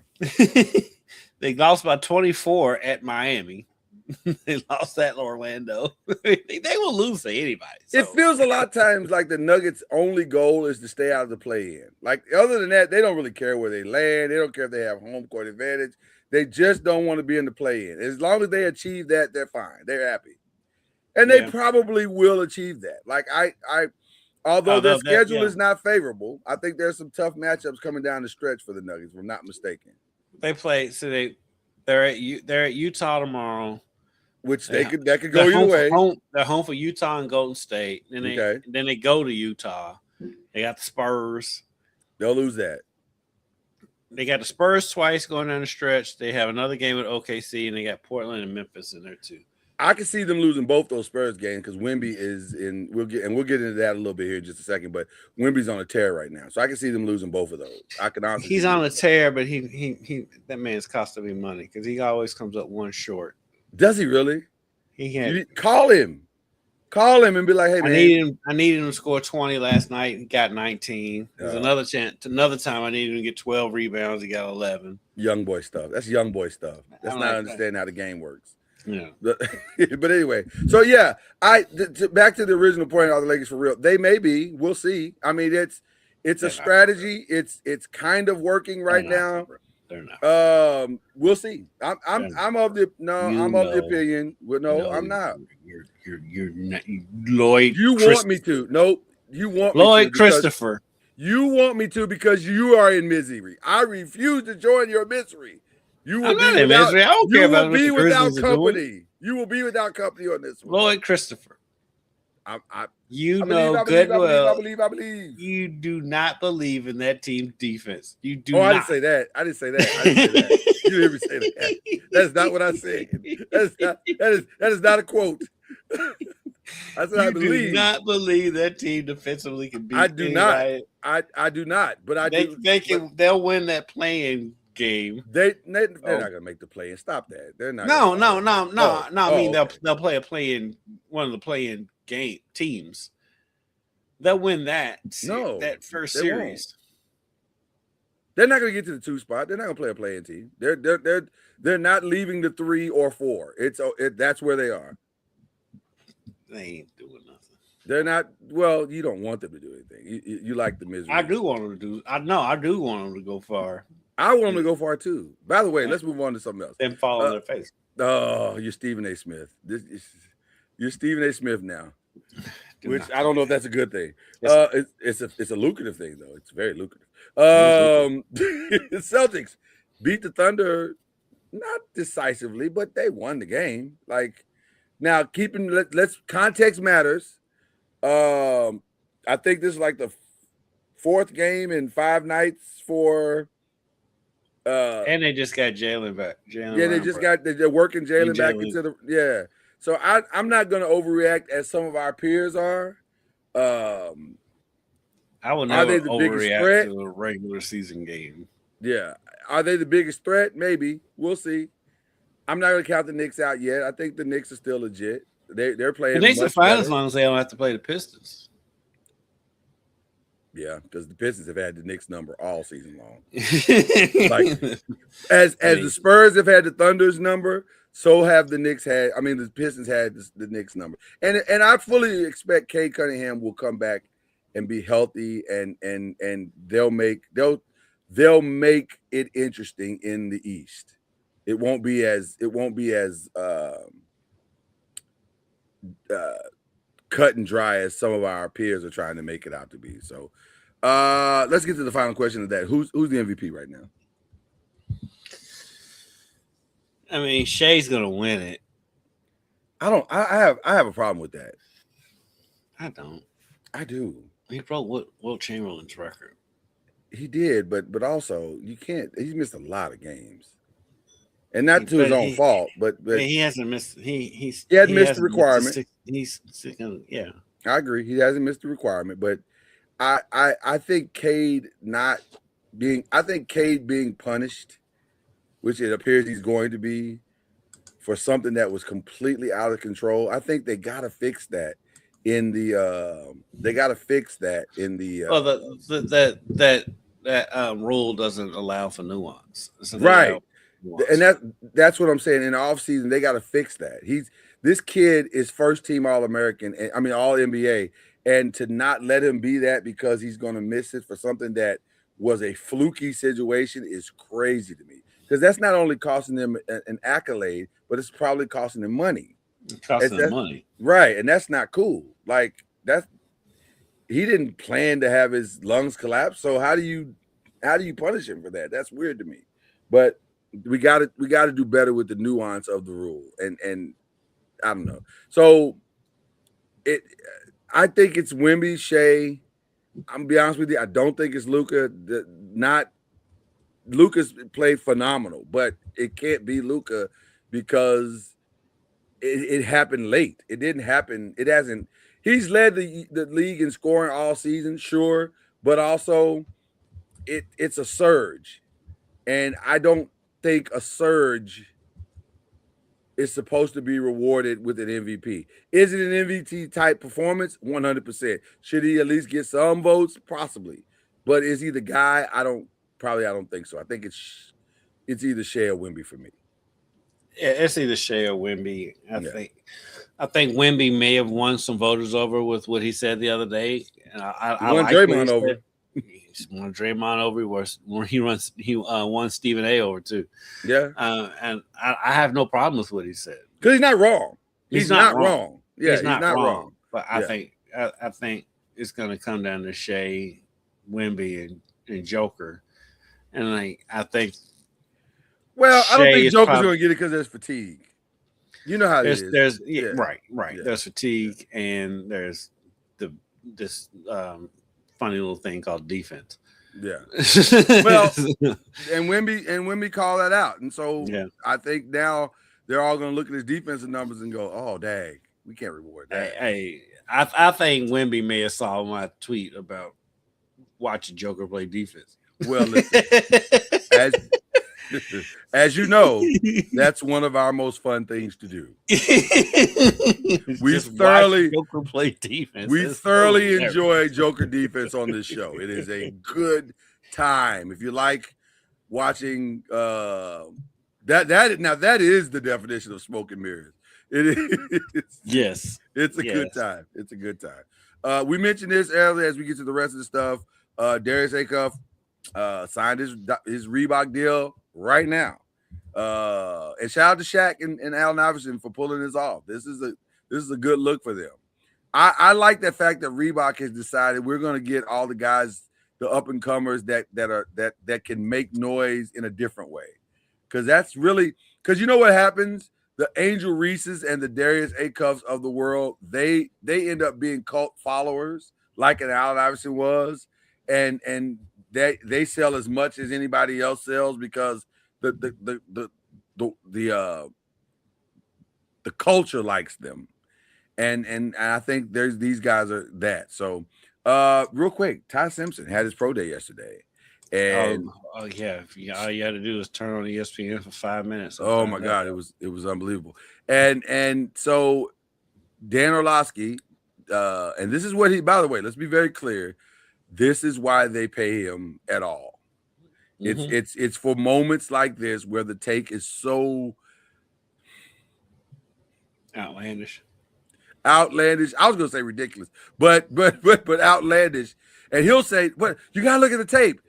I looked at the 15 games that he's played. I watched the games. Alabama's on every week. Right. Stop, man. You gotta stop. Somebody's gotta stop him. Is what I like. They literally got destroyed by Mendoza's team. Yeah. Head to head, in the Rose Bowl. Head to head was awful. And like arguably the best receiver from last season was not usable for Alabama this season. Right. It was on his team. Go look at his. Here's the most telling thing about Ty Simpson. Go look at the best receiver on their team, who was a top 3 receiver in college football as far as talent, and see what his numbers are. That should tell you who Ty Simpson is. That tells you way more than anything else you can look at. So if you can't get the ball to that guy. And I like Ty Simpson. I do. But like, he's a good kid. Yeah, and he's a good player. He is a good player. Decent player, good kid. But miss me with this. Stop. And he's not day one starter. This clown even said, who did Mendoza beat or something? He said something wild like that. And I'm like, he beat Ty Simpson. Well, he beat everybody. They were undefeated. Like they didn't lose the game. He played in the biggest game of the year. And right. Scored the game-winning touchdown. They beat everybody. What are you talking? You sound crazy, bro. They beat everybody. That's literally how a national championship works. You beat the most people and you win the national championship. That's what he did. So what are you talking about? Dan Orlovsky is amazing to me. Shout out to him though, because listen, it's good money if you can get it. If you can get it and do it, it's good money. And he's making money. He seems like a nice guy. I've been in the same room with him a couple times. Yeah. Seems like a great guy. But sometimes just like, what are you talking about? What are you talking about? Him and Chris Canty. My favorite thing to where I know something crazy is coming out of his mouth. I said, well, I had a chance to look at the tape. Well, there it is. Now here comes the crazy. Because I don't know what games you be watching and how you're breaking these games down. I understand your X's and O ability. I get it. I even respect it. But also, that's a micro look at most things. Take the macro look at it, and it looks very different. It looks very different. Ty Simpson's okay. He's not the second. He's the second best quarterback in the draft because it's a bad quarterback draft. That's where I was going. He's the second best, not because he's the second best, but he's the second best because out of whoever's left in this draft, he's the second best. You know what I'm saying? It's not because he's really that good. You're exactly right. No, you're exactly right. There's a reason why he came out this year and not next year when very intelligent. He's going to be in the draft. Very intelligent. Because if Dante Moore would have stayed in, we wouldn't be having this conversation. Right. We would not be having this conversation. So there you go. All right. Stuff we're watching, Paradise. The finale is Monday. But the ramp up has been outstanding. Do you watch Paradise? I do watch Paradise, but I always wait for it to finish before. And I'm gonna tell you something. I've watched the first couple episodes. I should have. I really should have, because this is killing me because it's so good this season. And here's the other thing. I don't know how they're gonna wrap up. They say that the finale is Monday. When you see the ramp up to the seventh episode to going into the final episode, you're like, how are you going to get to a finale? Because this is a lot. There's a lot of moving parts in this thing. So it's really good. It's really good. A couple episodes. It's so good. Already been renewed for the third season, by the way. I'm at the part where the pregnant lady finds him. Yeah. Yes. And so even that's a good time. It's a weird time. I'm gonna be honest with you. It's a crazy time when you see how it unfolds. You're like, this is wild. But it's so good. So if we're Paradise fans here. So it's fantastic. Fantastic. Just as the Cross finale was fantastic. If you watch Cross, fantastic. What is that? Alex Cross? Oh my God, you gotta get on Cross, bro. You gotta get on Cross. Yeah. On Amazon. Amazon. Is that the one with your boy from The Office? No, it's from it's Aldous. What is Aldous Hodge? Is it Aldous Hodge? Is his name? Yeah, Aldous Hodge is the star. I haven't watched that. It's Aldous Hodge and the guy from the Old Spice commercials that was like, I'm on a horse. Him, Isaiah Mustafa. He's like an actual actor. He's an outstanding actor. He's so good. I'm shocked that he's as good because that character on the Old Spice is such a caricature that I never thought he'd be like an actual actor. But when you watch him, he's really good. In Cross, he's outstanding. So shout out to Isaiah Mustafa. He's really good. But Cross is a good time as well. If you like Paradise, Cross is also very, very good. You will. Okay, I'm gonna have to check it. I haven't seen that one. You will enjoy it. Listen. For the ladies, it's going down tonight. Ladies, get ready for Tank and Tyrese. Question. I already know where you're going. But go ahead. These dudes don't have 20 songs between them. Okay, so to be fair, Tank might, and here's the reason why. If you follow the rules of verses is what you sang, what you wrote, what you produced. If you look at Tank's discography, he for sure has 20, which is why I think Tank is going to wash Tyrese, by the way. Because Tyrese, I don't remember him writing for people or producing for people like that. Now the verses tonight might reveal some things that we didn't know about Tyrese's discography, but you can't sing Sweet Lady 14 times or sing Shame 14 times. You got to sing other stuff. Tyrese have 20 songs, like literally just 20 songs, because he only has like 1 or 2 albums. No, I think he's got more than that. I just don't think they're like albums that are that memorable. He has Tyrese is what's his name that used to play for the Mariners? Foreigner. Ichiro. Ichiro. He's Ichiro. He's gonna get a single. He'll give you a single from every album he's ever done. He'll give you a single. Now, but it's been years though. I know it's decades. Now the ladies are gonna love this because these dudes are gonna. Oh yeah, they're gonna come out there, and shirts off, and they're gonna be gyrating. They ain't gonna have no shirts on. They're gonna be moving them hips. Right. and they got those kinds of songs. They have and they're good looking guys songs that the ladies love. I don't want to hate on the brothers, but I'm like, I can't name 20 songs total between the two of them.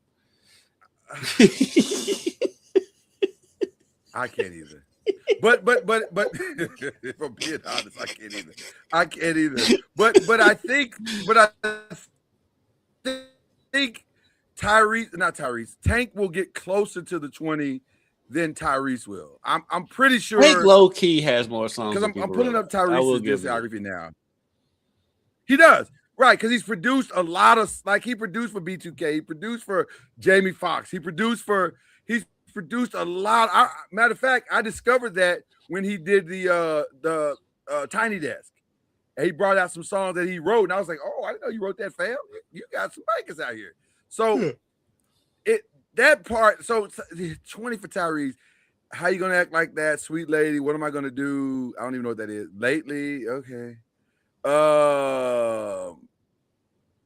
I'll give him Shame. Shame is a great song. I don't want you to play any of those songs right now. Like Sweet Lady. 20 is a lot. Lately. Yeah, 20 is a lot. 20's a lot. I don't think they even understand. And maybe they're not going to do 20 because the last couple of verses they did like 13 or 14. So that feels 20. More. That feels more in their wheelhouse. They don't have 20 hits total combined between the two of them. They don't. It's going to be tough. It's going to be like 20? 20's a lot. I don't think people understand 20's a lot. 20 is a 30-year career, usually. Yeah. Usually. Yeah. That's why when you look at the people who've been on verses, those are all people who have been around for a long time. The people that have 20 hits are producers, writers, and legends. Right.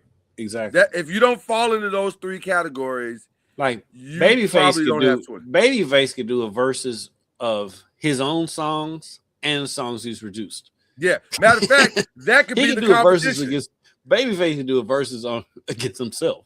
Right. That actually would be a better competition than him going against Teddy Riley, because Teddy Riley's got a lot of hits and he's got 20, but they're nothing compared to, with all due respect to Teddy Riley, and I have the highest respect for Teddy Riley. They're not Babyface. They're not diamond songs. And Babyface got diamond songs. He performed at Bourbon and Beyond here a couple years ago when we went, and like he did a whole medley of songs he produced, not even his own songs. And it was like, damn. Right, you sit there. I've heard that medley, and you sit there going, I forgot about that. Oh my God, I forgot about that. I didn't even know about that. Like I can know you wrote that, but it does sound like something you would write. He's just.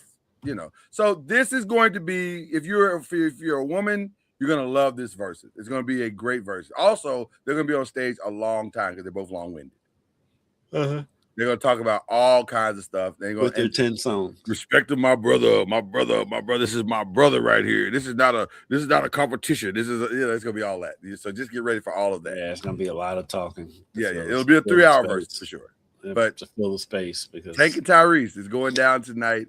Wherever verses can be seen. So there you go. But where can it be seen? Is it just on YouTube now? No, you can see it on Apple TV.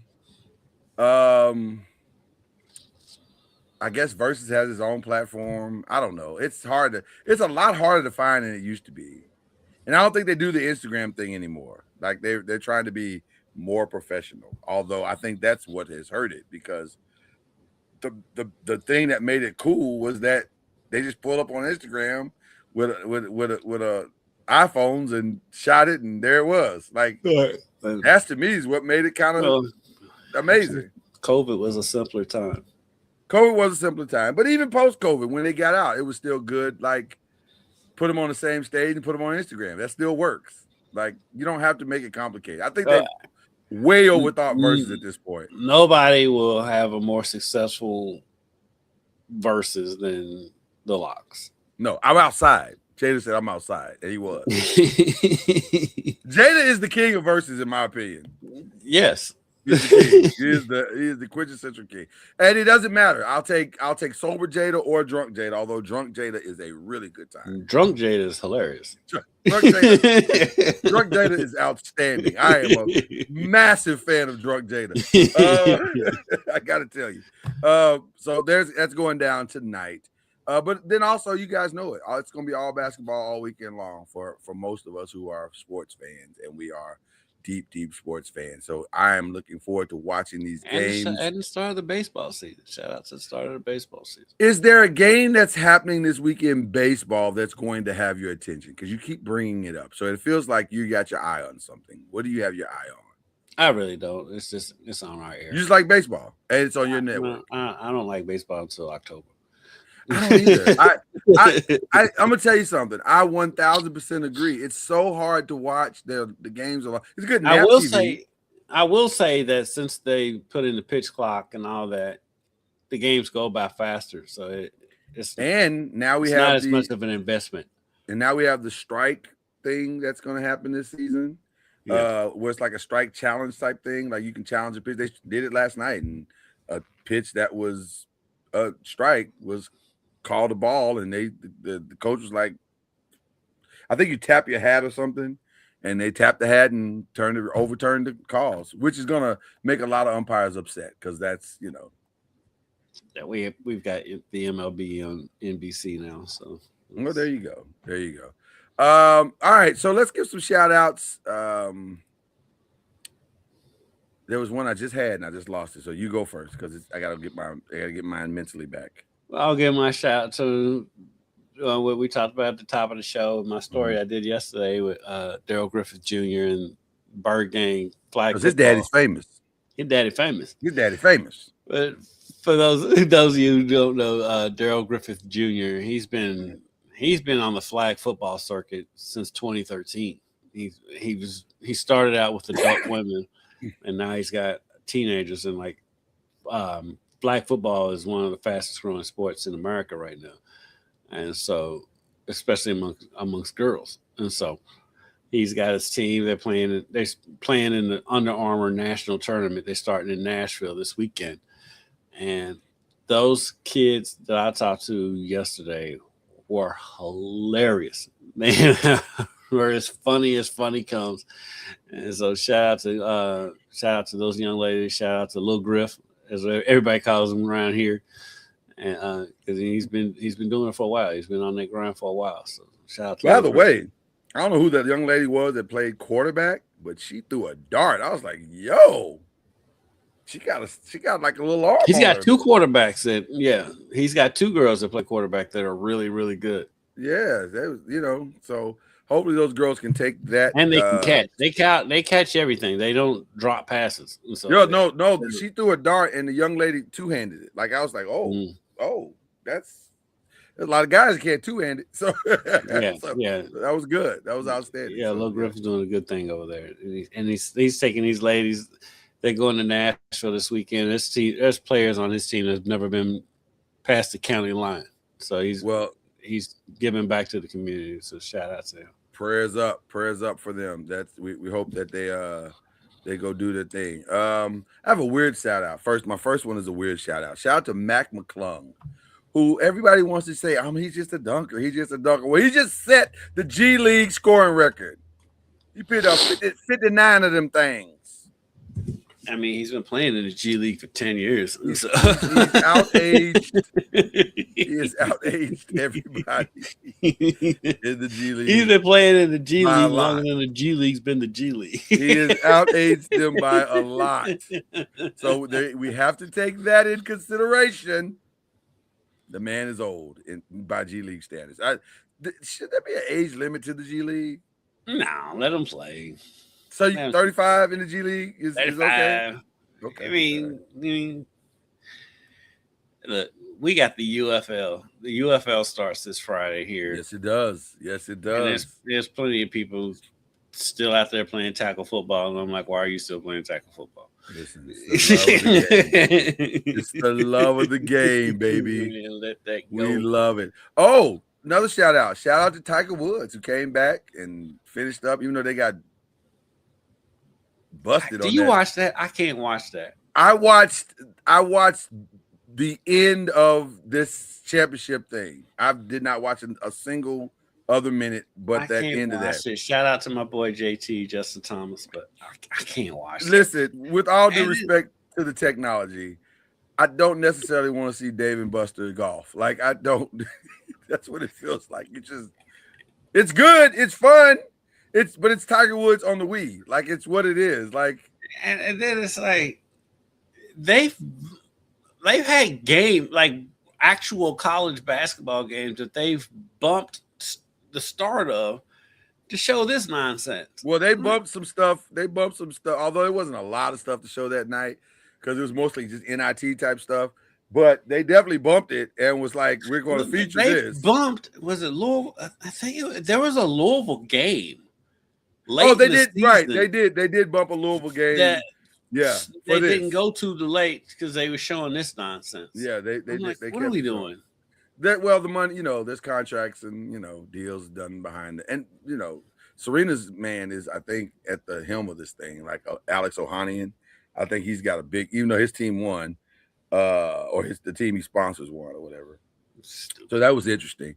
But the big thing for me was Tiger. Let me say this. This is just gospel truth for me. For me, until he decides to put his bag away, if he shows up, I'm showing up. I know he's not going to win anymore. I know he's not going to win anymore. The good thing with Tiger, it's only a 2-day investment. He's going to play on Thursday and part of Friday, and I'll be there. Now we'll suffer together. I can't remember the last time he's played on the weekend. At this point, we're suffering together. And by the way, a lot of times he gets hurt by Friday when he realizes he ain't gonna make the cut. Well, listen. This week he was not definitive in that he was going to play in the Masters. He said, "I'm trying. I'm really, really trying to get back." And so now the irony of it is he looks outstanding. Like he looks great shape, and you're like, so you're not back? Like it looks like you're back, man, but then you got to keep in mind he's fitted. He's fitted, and he's had a bacchiotomy. Right, several times over, like not even once. And he had that car accident. What did LeBron say? Not one, not two, not three. He's had a lot of surgery on backs and knees and elbows. And see, if Tiger might have gout too. Tiger might have the gout. Now that is very true. He might have that gout. But yeah, it's a tough situation for him. So I don't. LeBron got that gout. LeBron don't have the gout. LeBron does not have the gout. Despite what Kendrick said, he does not have that gout. Not have it. It's not true at all. See, we never get no shoes. We are never getting no shoes, and it's for moments like this. Thanks, Kendrick. Hey, if I'm the reason we're not getting shoes, I take pride. You are the reason. You are the reason. The man hears everything. I fully expect us to be on the podcast one day. There's this one dude on the podcast be always saying I got gout, and then that'll be the end of it right there. Well, he'll laugh about the gout. He probably won't like that I call him out for missing 4 games for hitting his elbow on a shoe. That's all I'm saying. You gotta take some off. Take some off so we can get the shoe. At least till we get the shoes. Hold on, man. At least enough has not been. They have not made enough of a deal about this. This dude missed 4 games. I'm saying take some off hitting his elbow on a dude's shoe. Okay, but have you seen the shoes with the Rattler? They're amazing. I would wear those shoes all the time, everywhere. You only saw him once because he missed like 4 games after that. You know what? It's never gonna happen. It's never gonna happen, and it's all.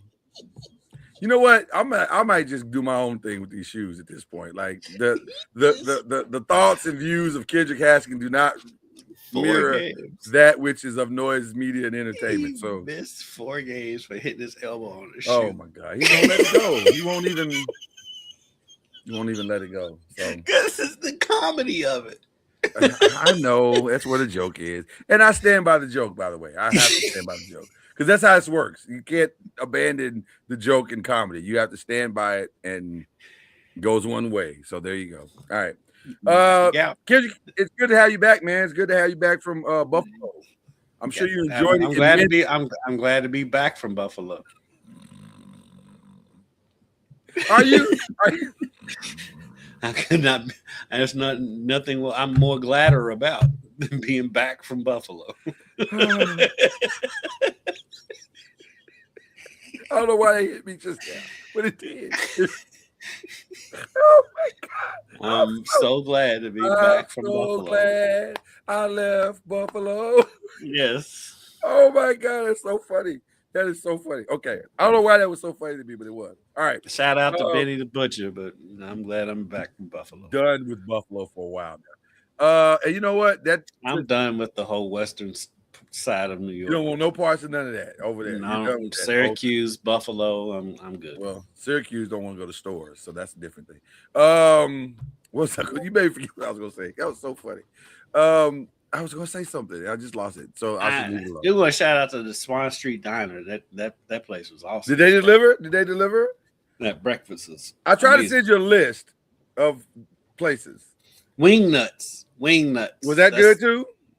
Okay, I tried to send you a list. Shout out to Eric Wood, former U of L offensive lineman, Buffalo Bill offensive lineman. He validated wing nut for you. He sent us a list and He 8 sent you a offs. list too. Two places we on his list were good. 8 offs. You ignored my list. Is what you're saying? You didn't send me. I never got it. I sent you a list. I thought I did. Maybe it was the wrong person. Maybe somebody else in Buffalo is having a good time at my expense. You sent it to I thought I sent it to you, bro. somebody with the gout. I didn't. He doesn't have gout. I want to be very clear. He does not have gout. It's not a thing. Okay, that's it. It's all we got. We're done with the show today. Just enjoy your weekend. Have fun. Find something to watch. There's plenty of stuff to watch. And I didn't even talk about some of the other shows. Where are you at the Traders? Are you making any progress? We watched a few episodes the other night. We're on the second season. Okay. With Phaedra. So you're finding out right now with Phaedra. Yeah. Phaedra's amazing. Phaedra's by herself at this point. Phaedra might be one of the single greatest times of reality TV show that I've ever seen. Like, she is a good time.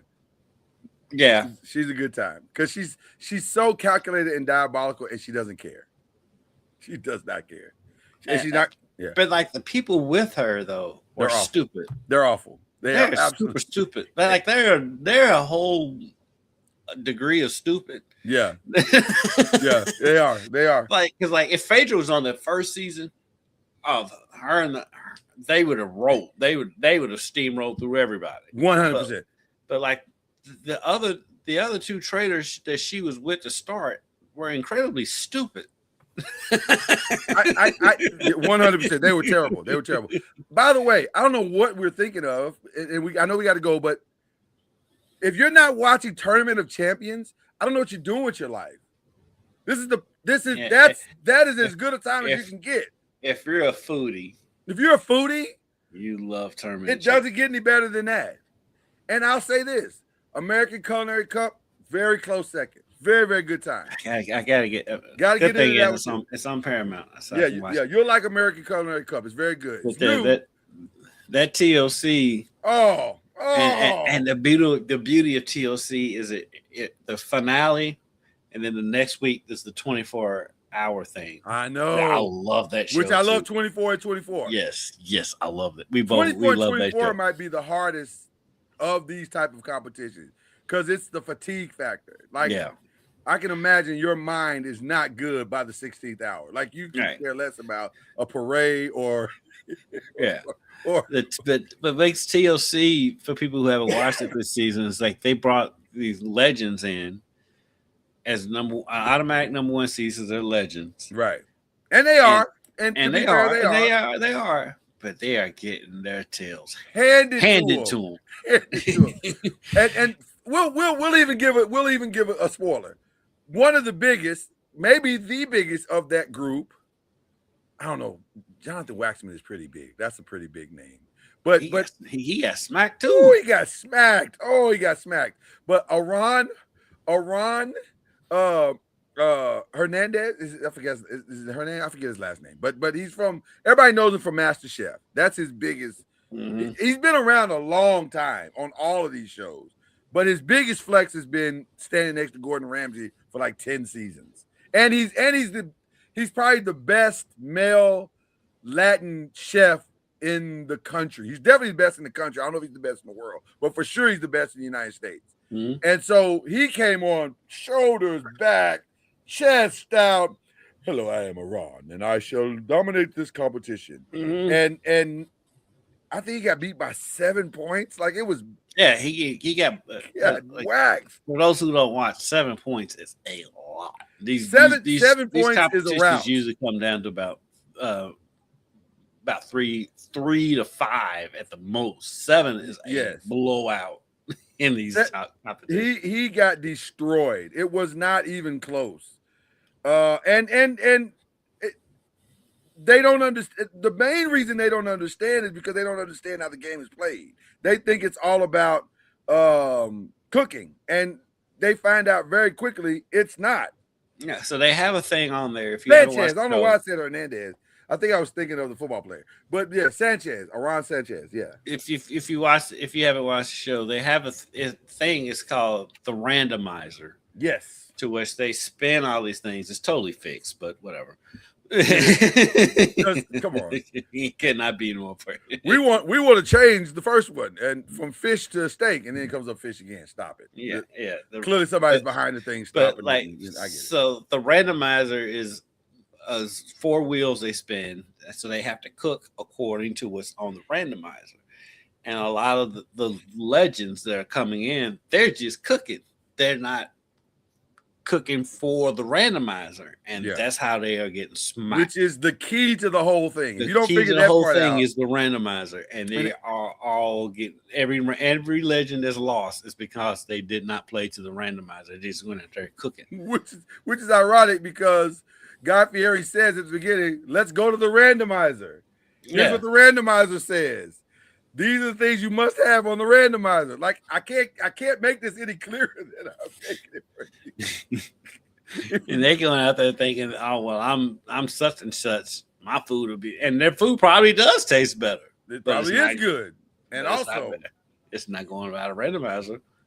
You don't use the randomizer, you're losing. You're That's losing. simple. and Iran, what made Iran's loss so bad is they lost to a salad. Like, come on, man. You're supposed to lose to a salad? You lost to a salad? Bam. That's embarrassing. That is. I guarantee he comes back next season. I guarantee he ain't going out like that. Because he said, this is the hardest show I've ever been on. Right. Yeah. Because it's not just cooking. I bet you he didn't even watch an episode before he came. There's no way any of them did. Because they all losing the same. All the legends are losing the same way. Right. He's like, wait, what? What? Because he looked so shocked when he lost. He was like, what? I lost? Yes. Yeah. Yes, you lost. And it wasn't. You could tell as he was cooking, oh, he's going to lose. Mm-hmm. He doesn't get it. He does not understand the assignment at all. Yeah, because if you watch the show, if you veterans of watching the show, like Lloyd and I are, you know, in the early rounds, who's going to win, who's going to lose pretty early on. Doesn't take long to figure out where this is going. Like it's all about the randomizer. Yeah. Does not take long to figure it out at all. And the next round when they're done with it, I think this Sunday they got one more. Yeah. No, they're one done. More open round. No, that's it. Open round. We're in the second round now. Yeah, we're in the second round now. Yeah. So it's gonna get good now. It'll get good now. Yeah, because like now everybody knows the game, and so now it's gonna get the comments better. But shout out for them to getting Iran because that's a hard get because he don't do a lot of stuff outside of his regular stuff. He just doesn't. And so the fact that he had time was cool, and they got him is cool. But boy, he took the L. That was a massive L. Okay, we're out of here. God bless you. God keep you. The quote Kev on stage. We'll see you at the conference. Cue the whistle. My dreams come true.